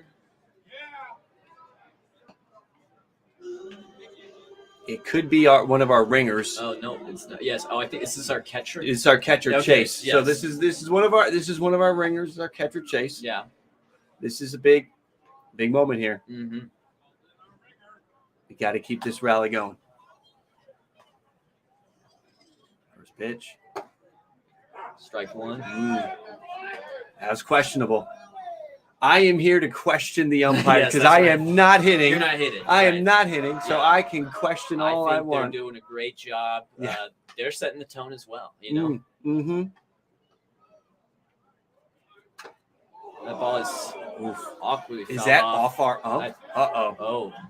Uh-oh. You may have cursed him. I had nothing to do with that. That was the baseball. That's the baseball gods. The baseball gods That's baseball are season. just coming down. And So we are going to have a small stoppage in play here to check on our home plate on the umpire. home plate umpire. We're hearing some claps. All right, he's all right. He's all right. hopefully he'll be good to go in this game. Mm-hmm. That's There we go. hazard duty pay. It really is. You know? I hope he's not out here pro bono. Yeah. Hope he's getting some pay from the Appalachian League. Something. Yeah, so I was surprised. You know, I'm not sure everything you and Robbie talked about, but that these guys, the Sock Puppets, have not started their season yet. Yeah. Their season begins on Tuesday. That's right. This is they view it as a tune-up. It's a our tune-up. World Series. Right. So as they're tuning up, yes. we are coming in for a landing. Yes, exactly. Yeah, so they'll get the season started, and they're on the road, so they're probably heading out of town tomorrow. Yeah, and I believe they also have an incomplete roster because they do have some players who could be playing in the playoffs right now. Essentially. Okay, that ball is up the middle. No double hit. play. All right, just it's one. not a double play, All right, so and it's going to be what we call a productive at bat. exactly. Yeah. Advance the runner, get him over to second. He did his job, and now we're going back to Cole. Number 9. That's Cole, the third baseman, who's already made some big plays in this game. He's right for the team's sake. He's made a case for MVP of the game at this point. He Yes. had the leadoff double, sliding into second, advanced on a productive out, Right. and then scored on a wild pitch. So he Absolutely. has scored the one earned run that we have, and he has been very solid at third base this Yes, entire game. I'm glad you mentioned the productive out because that ground out to second by RBT, which moved him over to third, Mhm. is looking like one of the more key plays in the game so far. I don't want him to be sort of the unsung hero. We want to sing his praises a little bit too because he did his job. Exactly. Those are, as they say, those don't show up in the stat sheet, but they are important. A one pitch.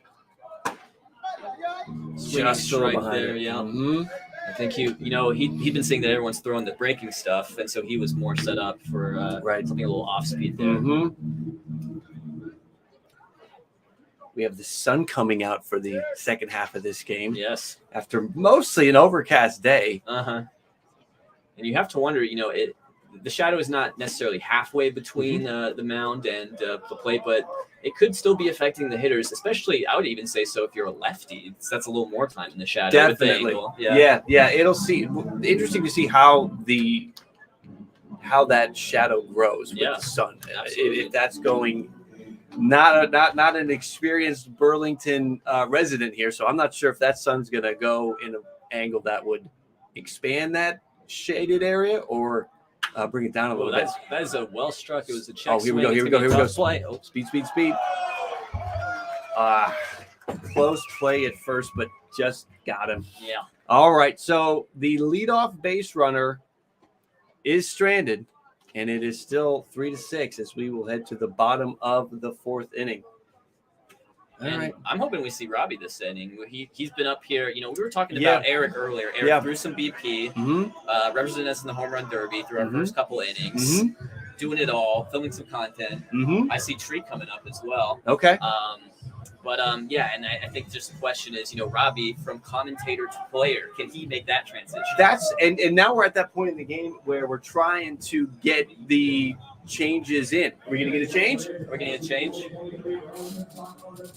Am I coming out? Am I playing? Okay.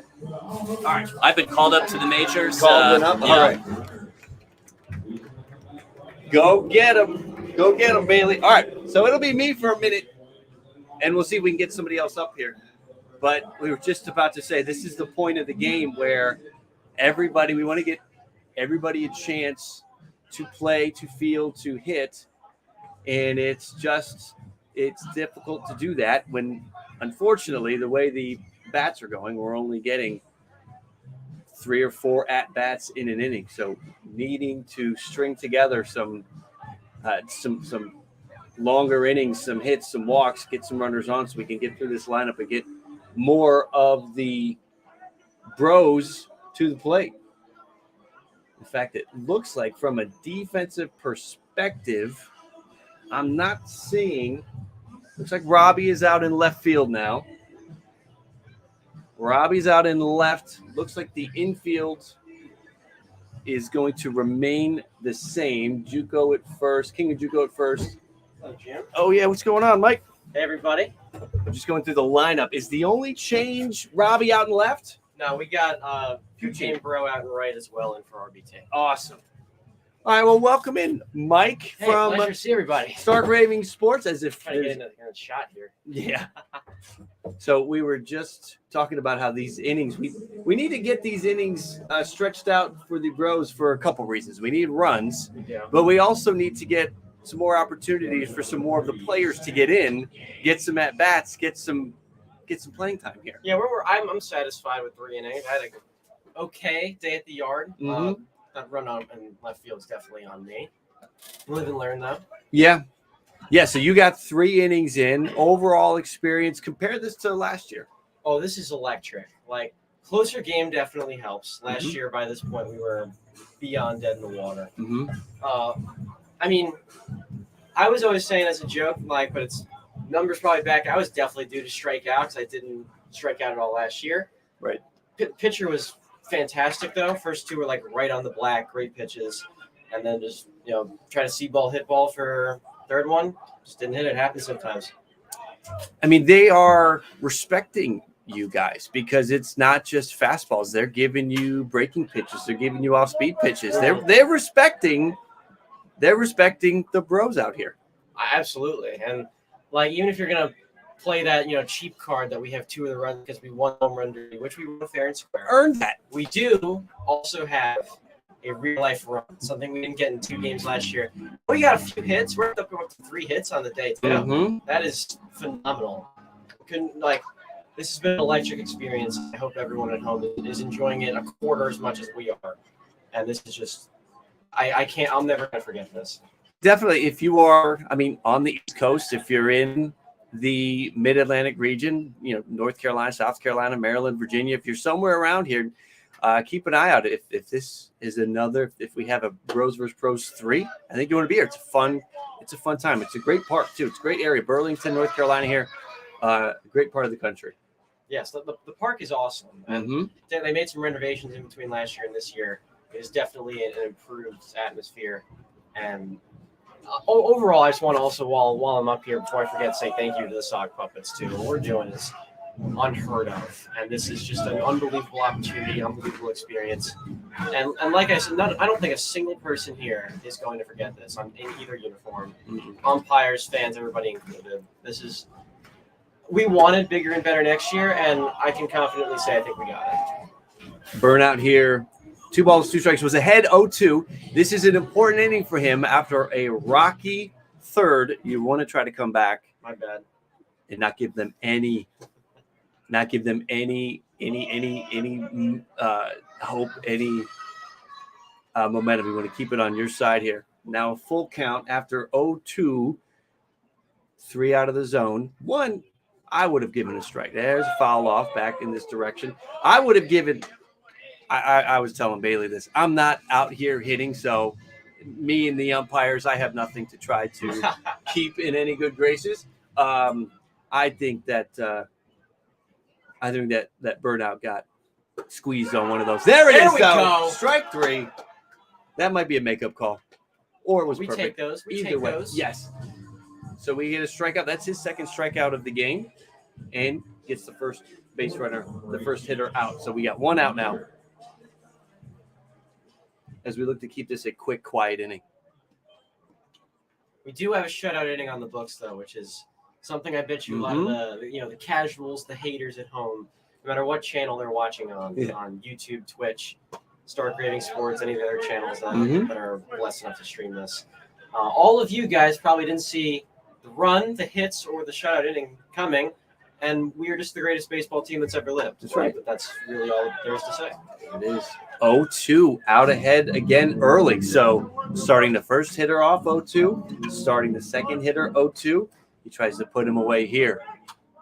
Fouled off. He's on it. It looked like in the bottom of the third that Burnout was getting his bearings on the mound, walking some batters, some pitches out of the zone, but he seems to be locked in here in the 4th inning. 0-2. Little inside. Brushback pitch there. It's on purpose. That's a purpose pitch right there. You do that. He's setting him up for something high and away. and he'll just ramp it up and throw it by him, and we'll be 2 outs. That's what we're looking at here. Comes set. Kicks and delivers. Oh. It hit him. You got to try to get out of the way. You got to try to get out of the way, and I think that is what Burnout is saying. He has to attempt to get out of the way. Did not, and they've got a base runner. Just another reason to protest. Just adding to the list of items here. All right, so we've got a runner on, 1 out. We'll see how Burnout handles that again after striking out the first batter, getting ahead 0-2 to the second batter, hitting him. Now you got a runner on. There we go. Catches Strike one. Catches the corner, strike one. You had a last inning where they were taking advantage on the base paths, weren't they? They were running, stealing bases. So we'll see if they do that here this inning. Yeah, last inning was I would say not too fun considering the scoreboard, but even so, like that was probably the inning that we're gonna look back on. Knock on wood, the worst. Mm-hmm. You know, the comebacker up the middle, the brutal mistake in left field of mine. You know, the worst play in the history of baseball. Jeez. All right. 1 ball, 2 strikes ahead. So this is the third batter he's gotten ahead with a 2-strike count. Let's see if we can put him away.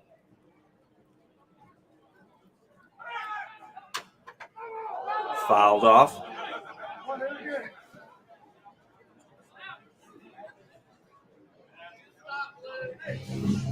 All right, so regardless, this has been a much better start to the inning for Burnout as he's trying to keep the sock puppets off the board and keep this game just a 3-run game. 3-run game, certainly manageable too. So need some outs here for sure. Ground ball right to second base would be perfect.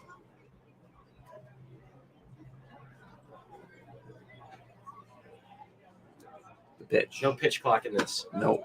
Inside. Snap throw over to first, and the runner's back. I do think that, the base runners for the sock puppets, they obviously after last inning feel like they can probably run. So They've been aggressive. That's a good idea. Again, by Burnout and by our catcher, one of our ringers, Chase, to give him attention. Here's the pitch. Fouled off, third base side. 1-2. Way to stay alive for the hitter here. This has been the kind of at bat that usually results in trouble. So it's on us to put him away. Yep, got to have the put away pitch here now. Get that second out. You need like Shohei Ohtani splitter or something like right here, right now. Need a ghost fork. Absolutely. And the pitch. That to left to field. left, and Robbie, it's going to get past him and go to the wall. Come on, Robbie. Come on, Robbie, get that in here. Test that arm out. And Robbie hits the cutoff man. And it will be a triple.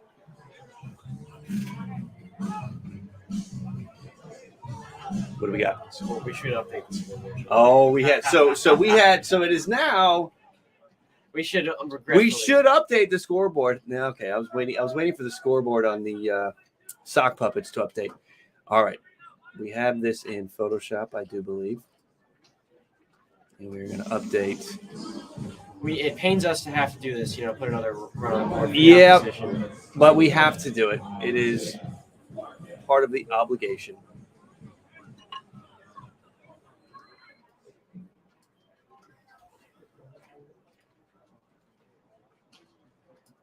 I need to minimize this. Technical difficulties from a non-Mac user. Excuse the technological. You guys can see us, but we cannot see you. True. I'm just going to do this for right now. That's a little bit better. All right, here we go. Well, an inning that looked like maybe it was going to work out all right. Shot to left, and Robbie is Robbie gonna get that one? Watching it sail over the fence. It is out. Well, we're still trying to. The scoreboard needs to be updated again. It still says 6-3. It is now going to say 9-3.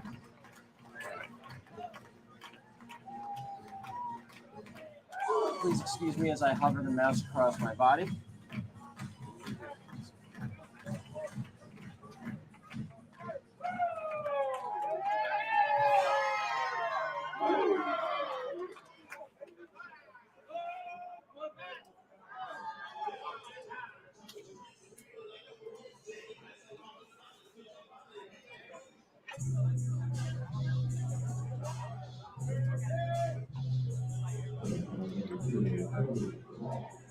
Please, Jim, can you tell the coolest story of your entire life? Coolest story of my entire life while we get the scoreboard. Yes. Figured out. Well, I know it's a loaded question. Here, we'll get the first pitch from Burnout.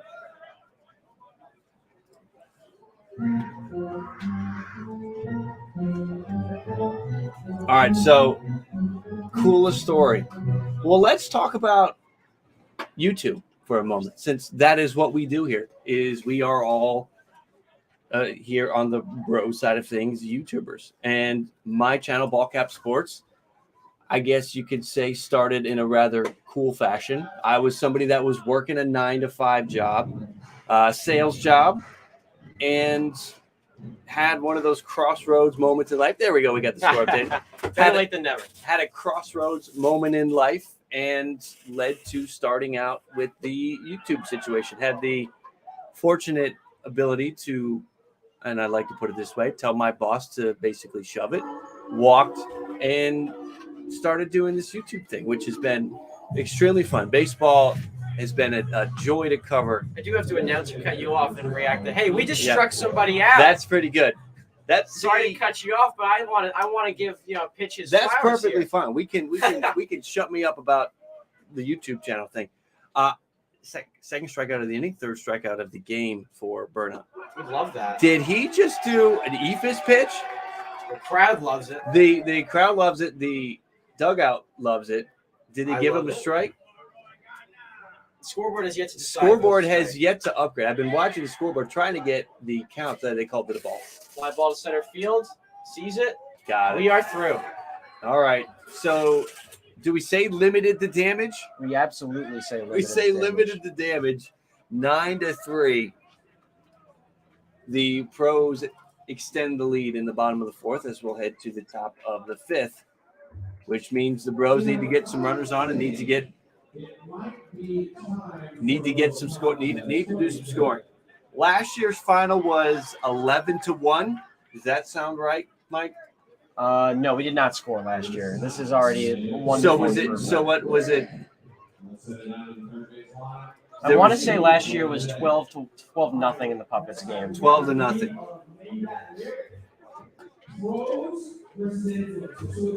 I think they're going to be doing. This is the top of the fifth. It is not on our camera, but I do believe this is. This sounds like it is the hot dog eating contest. They're not doing hot dog eating contest. They're doing finish the lyric, and I think they're doing it with one of our guys. So unfortunately, we don't have that. And you're going Mark.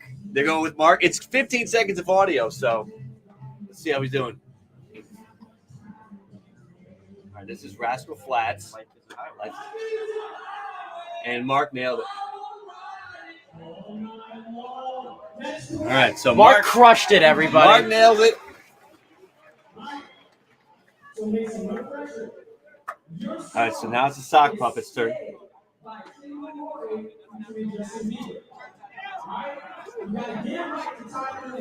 So it's stay.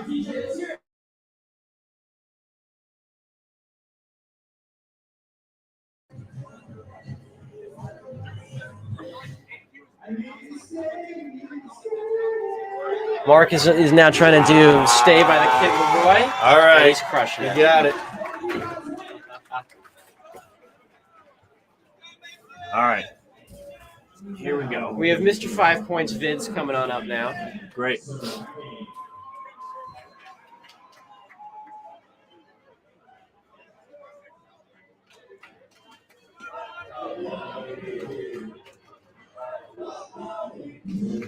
We need to get a base runner. This is one of those moments where the base runner.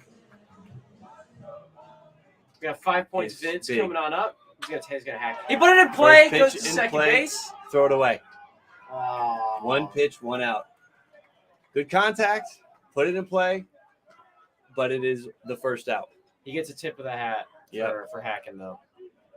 So we've got RBT RBT. was Unless removed from we the have, game. we had a pinch. We have a We're new gonna see batter. which batting order we're Mm-hmm. going. Who's coming up? RBT is coming back out to take a hack. All right. In which case, I'm going to depart. I may, in fact, have a second at bat. We'll find out about that. Yeah, we got RBT. I appreciate everybody's time. Jim, you are going to hold down the fort beautifully. Yes. I trust you more than I trust. I don't know. Pick something that I trust. And I'll take it. It's more than that. All right. So we are now 0-1 after a first pitch strike there to RBT. Next pitch is in. Swing and a miss on what looked like an outside pitch. Whether we win it, let's call that another sweeper. Let's call that he's breaking out the sweeper. Tremendous respect being shown by the sock puppets pitching. That pitch is just outside, so it is a ball and 2 strikes with 1 out. We'll see if RBT again. Base runners are crucial right now. Here's the pitch. Inside, 2 balls and 2 strikes. So RBT trying to work something here. Jacob on deck in a 9-3 ball game here in the top of the 5th. Here's the pitch. Outside, so ahead 0-2, and then trying to maybe bait RBT into swinging at something that is not a strike, but a good eye shown. Works the count full. Here's the 3-2. That is outside. So we have a 1-out walk for RBT to get a base runner on. Again, fell behind 0-2 in that count, in that at bat, and worked his way back.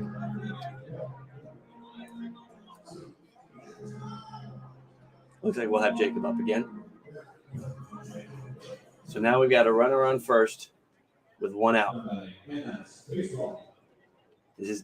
And that's baseball. Up to bat. That's high. No, it's not high. That is a strike. 0-1. Looked a little high from up here, but this will give Blue the benefit of the doubt. It's the 0-1.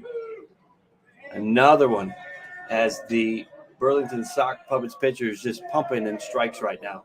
Ahead 0-2. But again, he was ahead 0-2 to RBT, and that didn't work out so well.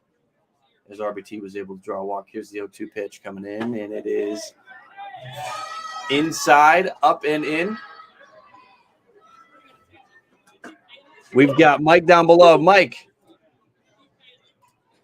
We're all going out on the field next inning, so keep an eye out for that. Every single one of us. All right. We're dealing with a little bit of a freezing issue with the mic down below, but I think what we've got is we've got a defensive shift taking place in the bottom of the 5th. So, and that baseball goes down. So now 2 outs. First pitch is a swing and a miss. Bailey is up here. His first at bat of the game.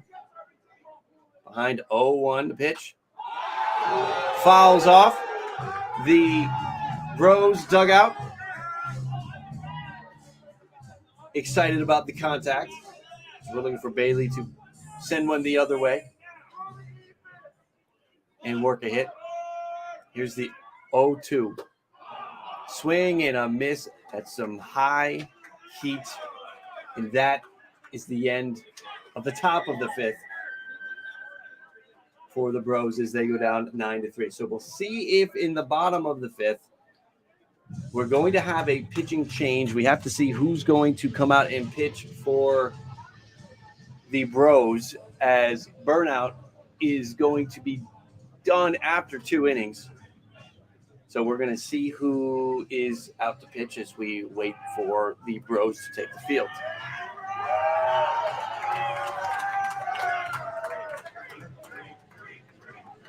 Swingman taking the field in this inning. He had been DHing for most of the game, so he's going to move out to left field.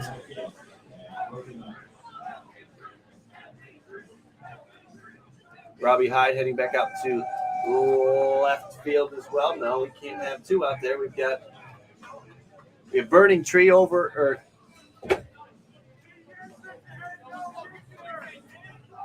Tree's going to third. Robbie's going to center. Swingman is in left.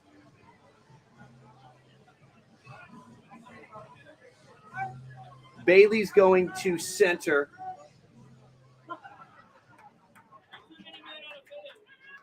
Mike, SRS Mike is, it would appear, ladies and gentlemen, that the entire Bros team is taking the field. The entire roster is going out to play in the field to support. This is one of our ringer pitchers in this situation where it is 9-3 in an attempt to limit the runs. Bros are going to play everybody in the field. This is a shift that you won't see anywhere else in any other baseball game. An entire field filled with Bros. So we'll see if the Pros can get a single hit off of this defensive alignment. Again, one of our ringers is in here. As the Bros are looking to get the crowd into it a little bit more. And again, you could say, needless to say, a shutdown inning is required here, down 9-3.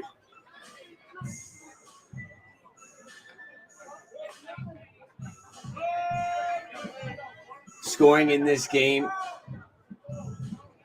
Bros and Pros had a home run derby to decide home field advantage. The Bros won the home run derby 7-6, but traded home field advantage for 2 runs.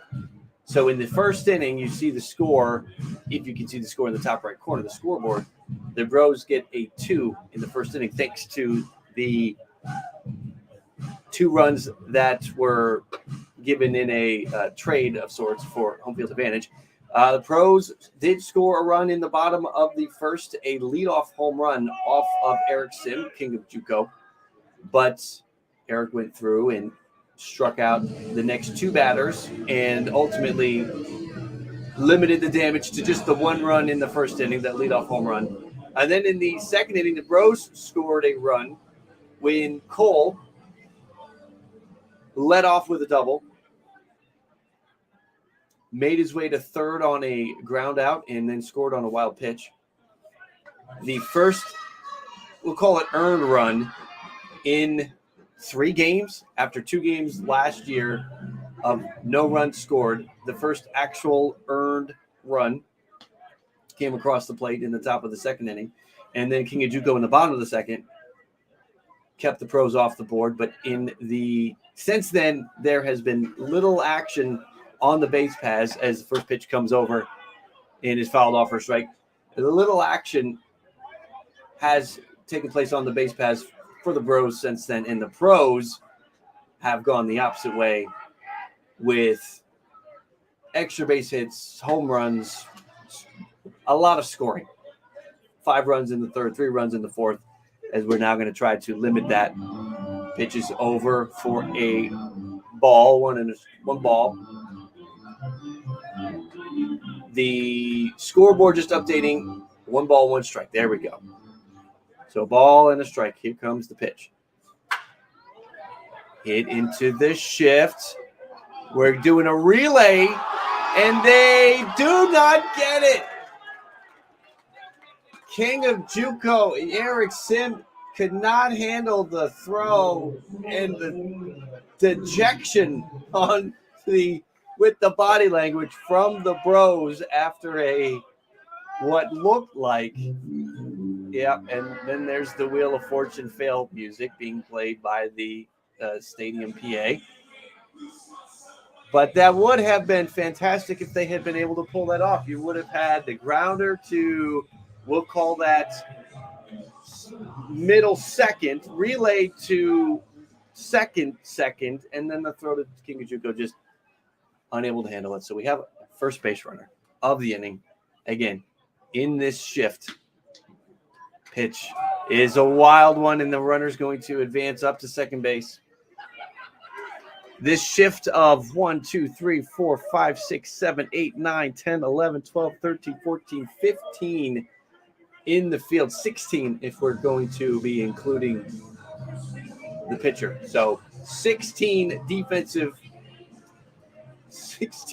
on defense right now for the Bros, trying to shut down the Pros, pulling out all the stops, doing whatever it takes. 1-0 pitch is a swing and a miss. Ball and a strike. Bros pitchers have been up to the challenge. There have been plenty of strikeouts, plenty of swings and misses. Though the scoreboard reads 9-3, I would argue in some ways it's been kind of closer than that. Here's the 1-1 pitch. It hit him. Message sent.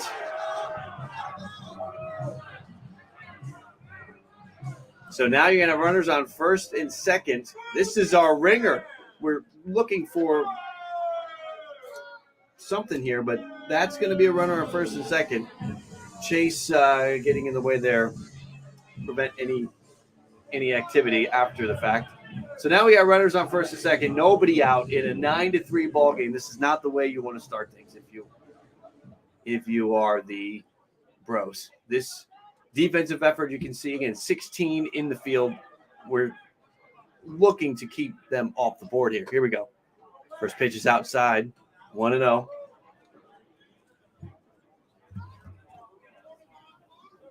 Again, this is Jim from Ball Cap Sports, and here we've had Robbie from Robbie Hyde on YouTube. We had Bailey from Foolish Baseball. That is down the line, and that is going to be at least one run is in. Trouble with it in left. One run will score. It's a double, and it is going to be 10-3. We're going to have to update the scoreboard. We have a 10-3 game right now. Pros are up. Still nobody out. Runners on second and third. We're going to see if the scoreboard, so you'll have to bear with me as I am not. Let's see if we can update this scoreboard. Foul back.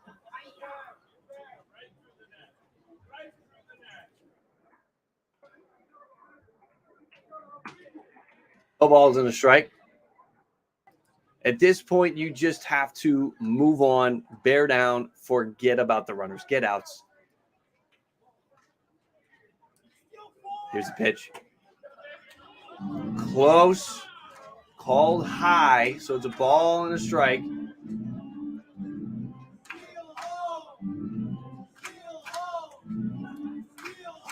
This is how the third inning got away. A new pitcher came in for the Bros. Ball's outside. Had some trouble, and the sock puppets were able to jump on him. That was Burnout, who was on the mound.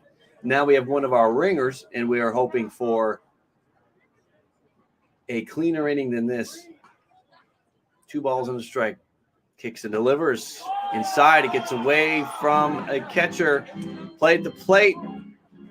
There will not be one. And another run is across the board. It is 11-3 here in the bottom of the 5th inning.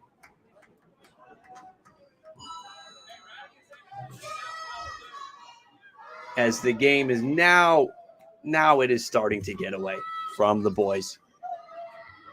Going to need a strong showing in the 6th inning here.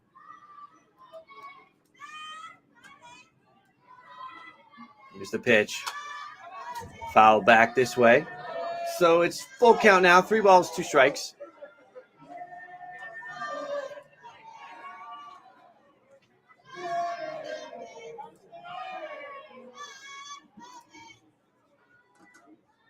This is a big pitch here. You've got to get it out just for some kind of motivation builder here. There we go. There's a big swing and a miss and a big out. So there's our first out. Runner on third now. You're looking for momentum. You're looking for anything you can get it. And getting that strikeout is big. Getting that first out in an inning that feels like it's getting away. Getting that first out is big. So now we are one out, runner on third. First pitch is cracked, jacked, won't be back. It is.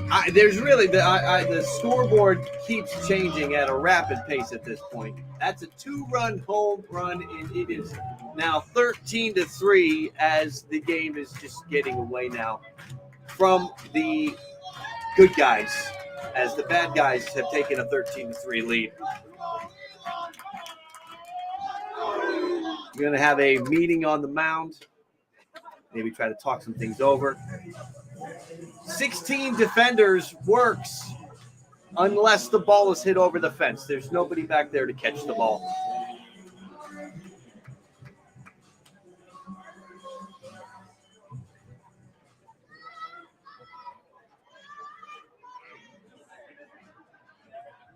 Chase and the pitcher going over some last-minute adjustments that they want to make here. Any adjustment would be a good adjustment here in a 4-run fifth.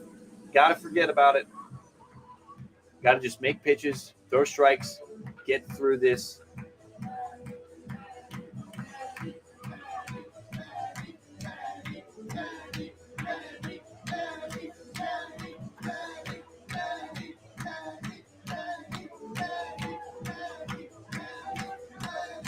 Not sure what the delay is here. I guess for the camera behind the pitcher. Got to capture the content by all means possible. Any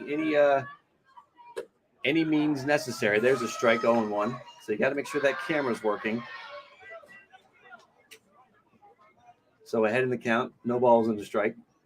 13-3 is our score. That pitch is outside as now Bros are going to be doing everything possible to make it respectable. Shut down here. Let's keep going. Scores from around the LabCorp out-of-town scoreboard as pitch is over, swing and a miss, ball and 2 strikes. Rangers taking care of the Mariners today, 12-3. Nate Eovaldi pitching well again for Texas. How about the Rangers? The hitting, the pitching with DeGrom down, that looked like a strike just outside. 2 balls, 2 strikes. The Rangers pitching really stepping up with DeGrom going down. Nate Eovaldi pitching some of the best baseball we've ever seen him pitch. Big time step up there as the Rangers take care and lay the Mariners to waste. That pitch outside. So it is a full count now. Coming off a home run, coming off 4 runs already on the board. Last thing you want to do is walk a batter. So you got a Rangers team now 38-20 taking care of the Mariners 29-30 on the season. Seattle not having the start to this season that they had hoped. That is a swing and a miss, but the catcher Chase could not hold on to it. Could not hold on to it. So it remains a full count as they try to get out of this. Try to get strikes and get out of this inning with just 4 on the board. A strikeout here would be huge. Again, you're looking for momentum anywhere you can find it. Here's the full count pitch. That ball is hit sharply too short, and it is going to get through. It is going to get through just underneath the glove of 5 points Vids. And another base runner for the Sock Puppets.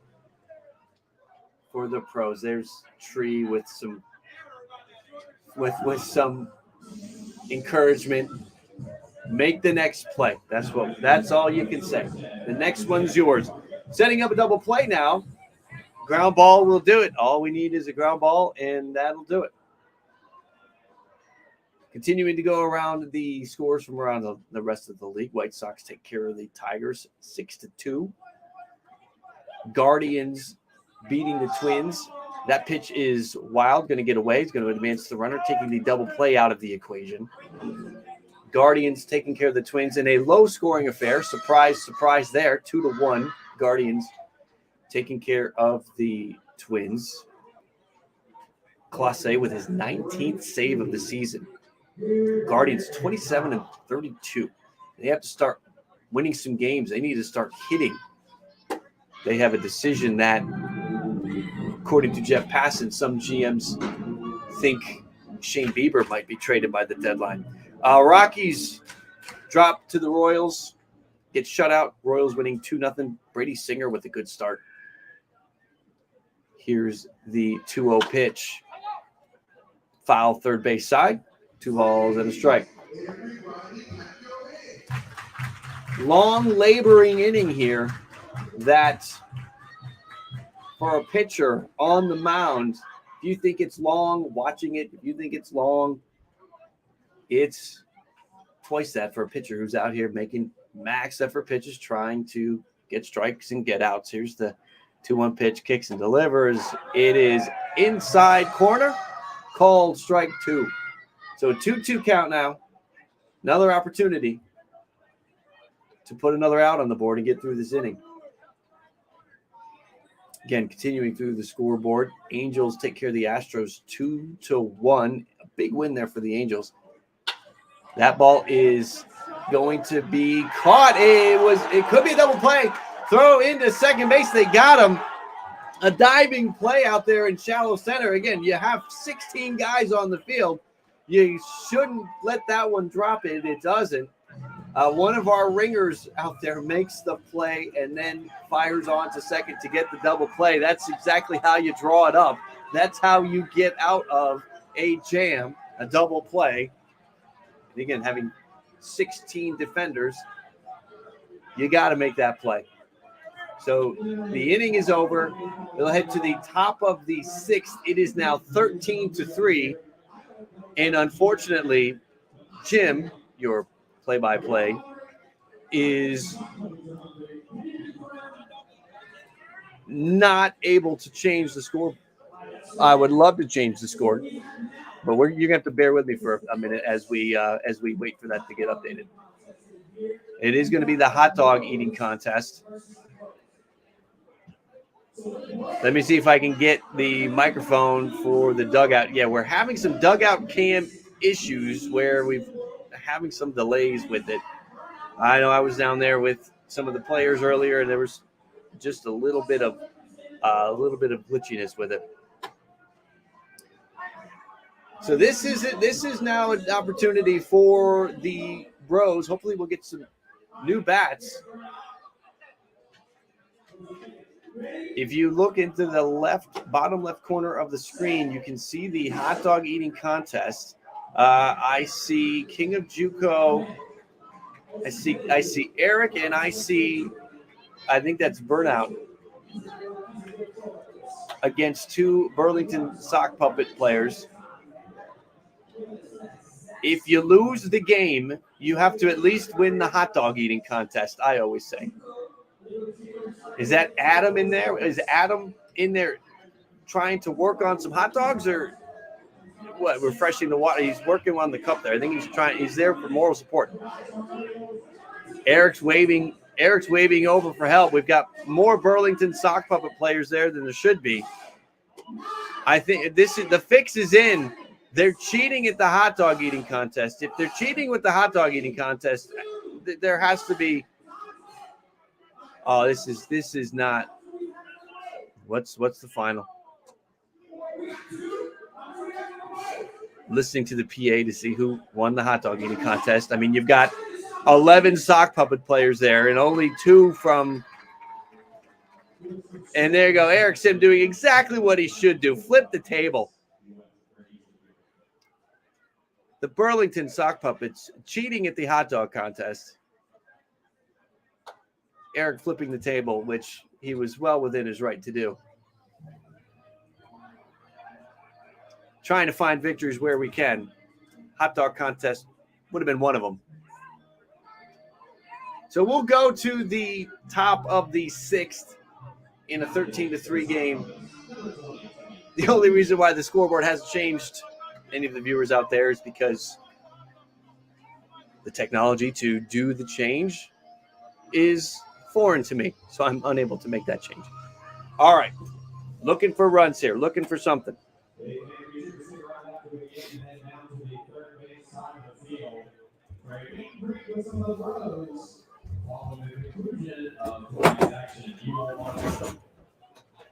Let me center up here a little bit. We'll see if anybody from the dugout comes on up.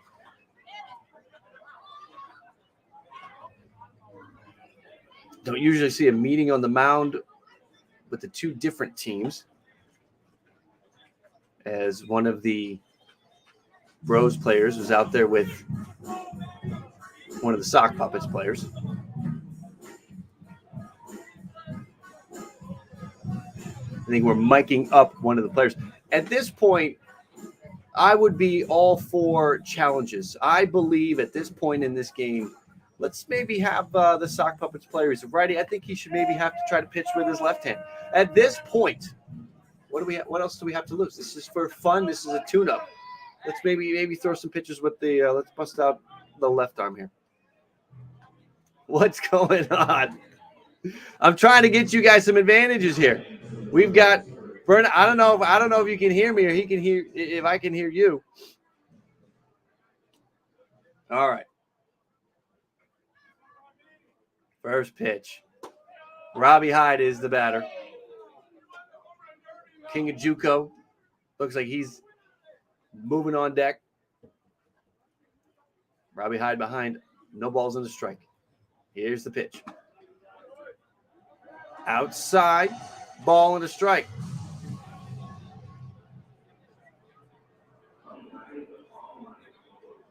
Any means possible. The Bros need a base runner. Check swing. First base ump says no, he did not go. So it's 2 balls and a strike. Need Robbie to get on base. At this point, down 10, a walk is certainly as good as a hit. I'm sure he would like a hit. Big rip there. Swing and a miss. 2 balls, 2 strikes.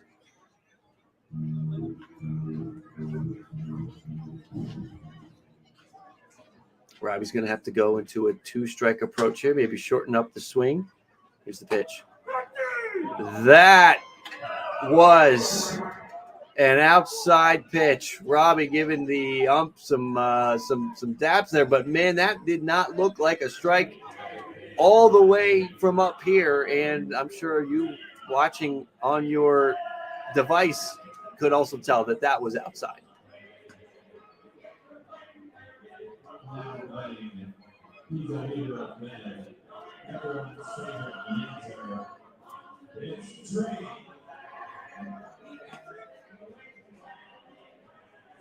All right, here comes Tree. Getting his first at-bat of the game. Pitch is in there for a strike. You can see Adam hanging out behind the mound. Hopefully Tree won't send a hot, hard one right back up the middle and take him out. There's a swing and a miss, a big, mighty cut. No balls and 2 strikes. Tree's behind.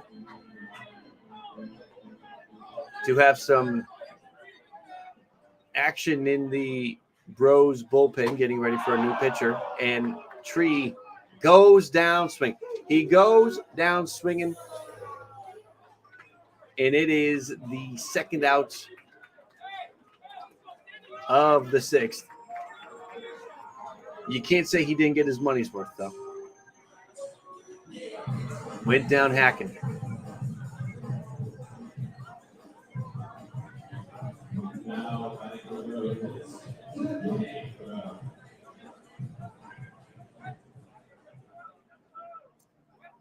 All right, 2 outs. Looking for base runners. Hey, what's going on? And that's baseball is here. So come on in. We're looking for base runners. And that's baseball is here to join as we are looking for base runners. looking for anything to try to chip away at this 10-run deficit. What's going on with the 9-3 on the 9-3 is that is wishful thinking. No, that is the Photoshop. The update. I have changed the update on Photoshop, but it is not updating. There's like 2 or 3 more steps that need to be taken to reflect it on the screen. It's a lost cause at this point. At this point, it's 9-3, 13-3. Same thing. It's not good. And 2 of our 3 are not real. We talked about that earlier. You know, it was earned with the home run derby. And so yeah, they were earned. It's kind of earned. Hey, if you bet us leading after 2 innings, then you're up big money right now. So, well, how about the pitching from Eric in those first 2 innings? Gave up the leadoff home run, but then came back with strikeouts, kept them off the board in the second inning. We gotta stretch him out so that next year he can go.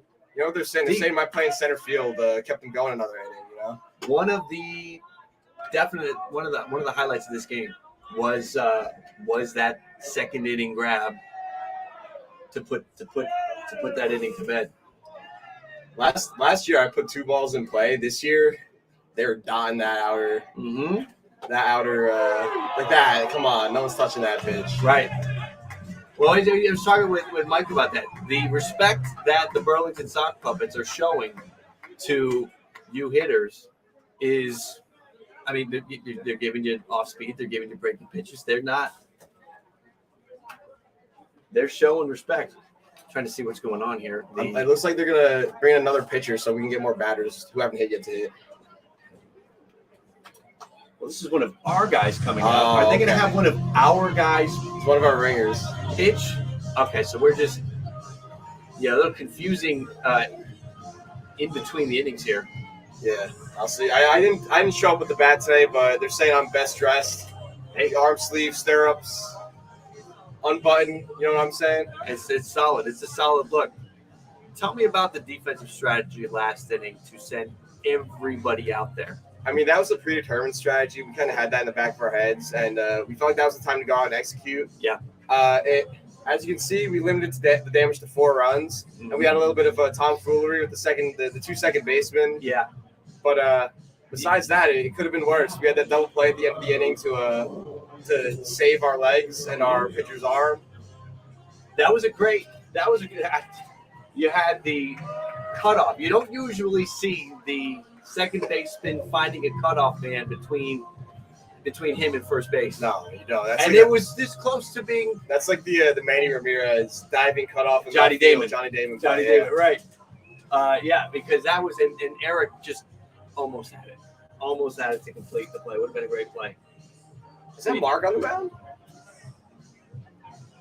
I don't think so. It's not Mark. No. I don't think it's Mark. Mark's not number 3.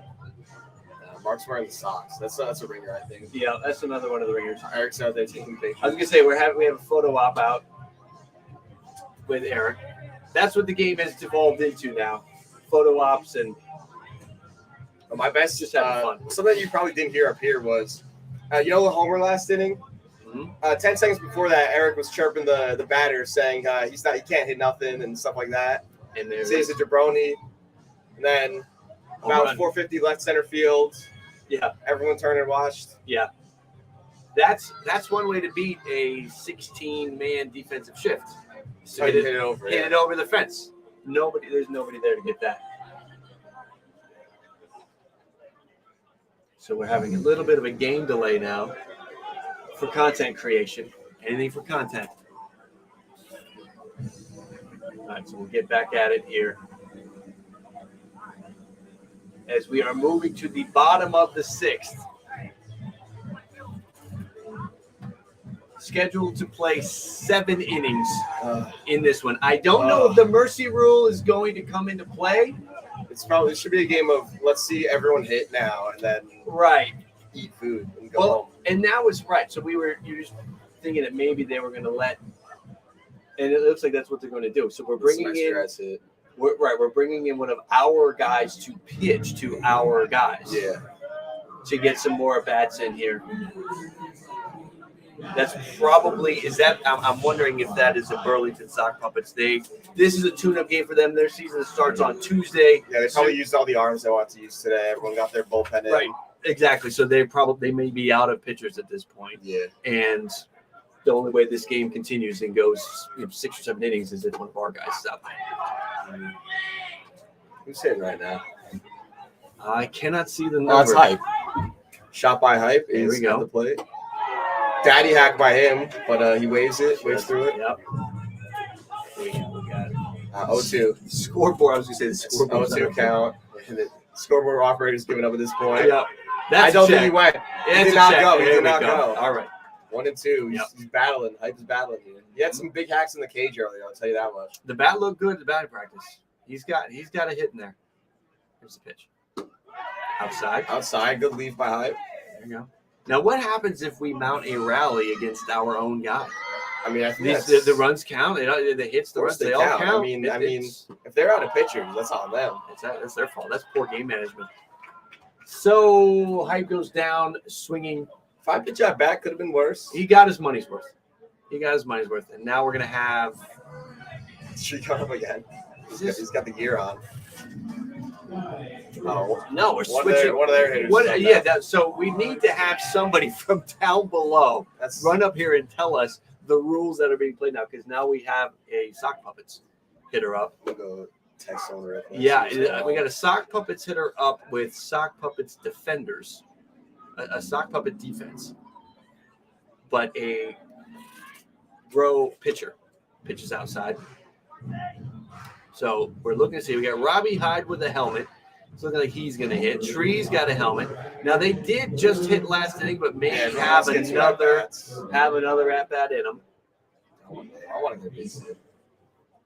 How many bats you have? I had 2. I went 2. 0 for 2 with 2 punchies. Bad luck for me. Bad luck for me. Someone who hit 350 senior year of high school, as everyone should know. Mm-hmm. I just didn't have the ability to hit the next level. That was apparent today.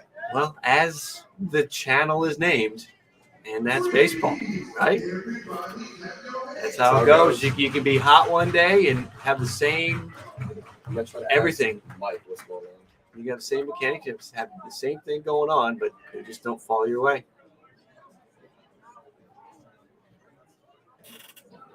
We got to see if it's going to be a sock puppet up next. Is it a? Oh, that's a good spot. That is a good spot. Not called a strike. The scoreboard has stopped. They're not keeping track of the score anymore. Yeah, those kids. Some of those kids were just hitting that outside corner every pitch. Good. He's getting into it now. There's a strike. I'm feeling good. So shout out to our catcher, another ringer. He's tanking some innings back there for us. Oh, Foolish Baseball with another at bat. You hear that Undertale music, and you know that's Foolish Baseball coming up. So he's coming up, and we have a mound visit happening. Meeting of the minds at the mound. Let's see who's they taking the ball from the ringer. A lot going on here right now. So another ringer's getting some bullets in. Yep, this is one of our other ringers. I think a lot of the ringers are they from the local high school teams? Did I hear that? Yeah, I guess so. That's what I would assume. I'm not sure. Yeah, I think maybe some of the kids that were playing here yesterday. Great time for baseball right now. You've got it's a beautiful day. I'll say that much. Last year it was like 100 degrees out. The weather is definitely more favorable this year. I mean, and even favorable from yesterday, because yesterday was a blazing hot day. Oh yeah. But just this time of year for baseball in general, you've got all the state tournaments going on. You've got even you play Little League, you're in Little League tournaments right now. You do whatever you're doing. Yeah, college baseball is good. The regionals are going on. You've got MLB's getting into full swing now. So it's been probably the most fun MLB season in years with the pitch clock, if you ask me. Yeah, let me ask you: is it between the pitch clock, the limited pickoffs, the shift going away? Man, I love that stuff. It's did everything they've tried to do. They wanted to cut down the game. It's cut down like 20, 30 minutes per game, which is awesome. Yep. And then the no shifts. I don't know how much that's impacted balls in play. I have to assume it's been marginal, but still, run scoring across the league is up a little bit, and base runs across the league are up. So yep. As much criticism Manfred gets, I think he's done a pretty good job in this past year at trying to get some new interest in the game. Because I know I got some friends who didn't watch baseball for the last few years. I was sitting down and watching some games with me. Yeah. Because it's only going to take 2 hours and 30 minutes instead of 3 hours. You can, yes, you've got, you know, as far as the shift goes, I feel like I'm seeing more athletic plays at second in the middle infield that we maybe didn't see before. Yeah. As our dugout appears to have been raided by some mascots. I hope the boys down there are okay and the mascots are not. I ran into those guys. When I was walking back through the clubhouse. Mm-hmm. They're kind of intimidating, man. They don't break character. I'll tell you that much. No, they'll get you. We've got the crazy bit rate going on with them right now, but yeah, the dugout cam has been a nice addition. It's been a little in and out, a little spotty. Oh, it's a great idea. It's cool. Cool in concept. Yeah, we've got to maybe get a. We'll check with the Wi-Fi. We'll check on maybe a hotspot next year or something. But it is a nice addition. Maybe we can hardwire something. If we're back here next year, we're gonna step it up again. Yeah. It's already better than what it was last year, and I can't wait. If they invite us back next year, I hope to be here again. Mm-hmm. Here comes Foolish Baseball stepping up to the plate for the second time today. He did fouled one off before, put the bat on the ball. Yep. I'm pretty sure that ball's being sent to Cooperstown right now too. It probably is authenticated. It's in transit. So this will be interesting. We'll have Bailey going up against one of our ringers. Bailey is a good 1.5 feet off the plate now. And Take strike one. Do you think the word was given to our ringer to maybe cool it a little bit, like that max effort that we were looking for against the sock puppets? Maybe dial it down a notch against our guys. I mean, he's throwing a bullpen too, I'm assuming. So I don't know how much. You know, guys can't just throw slower necessarily unless you want to hurt yourself. So he's probably just throwing normal. I think Bailey would like to see normal pitching because that's kind of the whole. Oh, he put another one. Put the bat on the ball yet again. Fouled up near the booth. The dugout loves it. 2 pieces of contact today. That's more than I had. Foolish Baseball confirmed. Fantastic hitter. Here it is.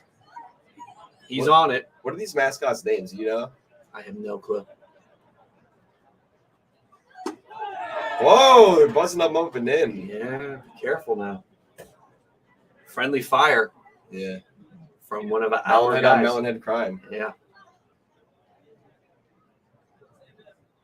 Here's the pitch. Oh, and he chased one. Oh, a good 2 feet out over of his the head. zone. And it is a strikeout. He went down swinging. Exactly.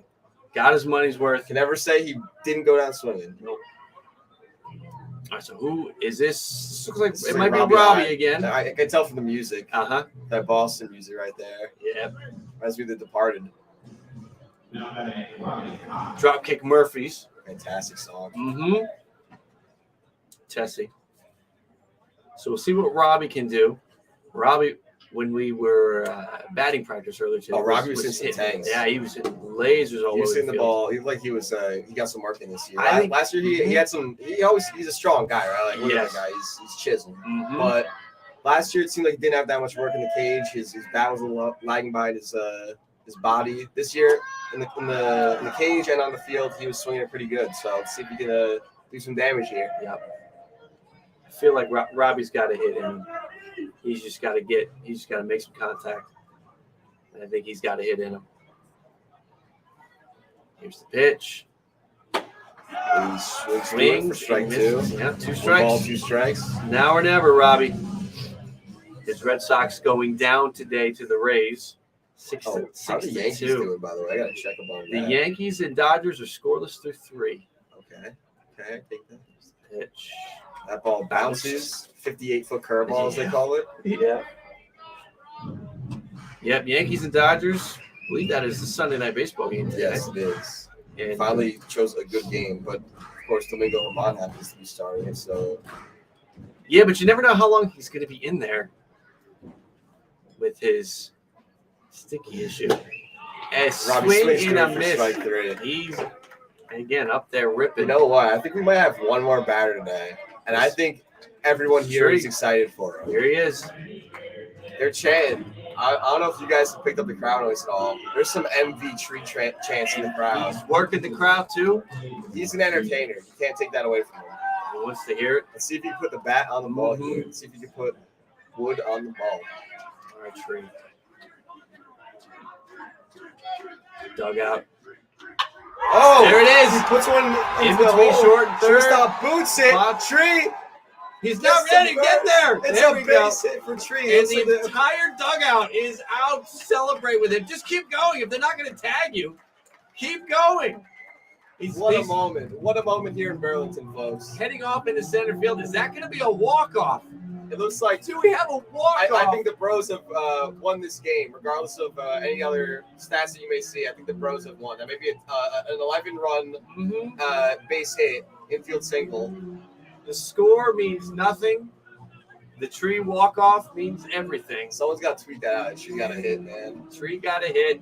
That clip's going to do numbers. I'm happy I was here for that. Yeah, subscribe to And That's Baseball. Now that I'm here, I got all you guys' attention. Subscribe to And That's Baseball. Subscribe to Ballcap Sports. Subscribe to whatever channel you're watching. I'm sure you're already subscribed, but make your way around. Subscribe to all of the pros that are out here today. That is going to do it for this one as they go through the handshakes. Check out the Burlington Stock Puppets on social media, Twitter. I'm sure they have TikTok, Instagram.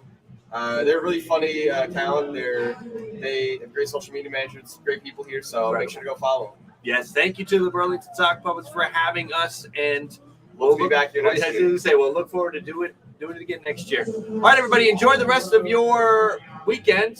The hours that you have left of it. Stay close to whatever channels you're watching and subscribing to, and we'll be back with you guys with more content soon. Remember, man, baseball's fun. Keep watching baseball. Great time to watch baseball. So, all right, thanks for signing off from Burlington, North Carolina.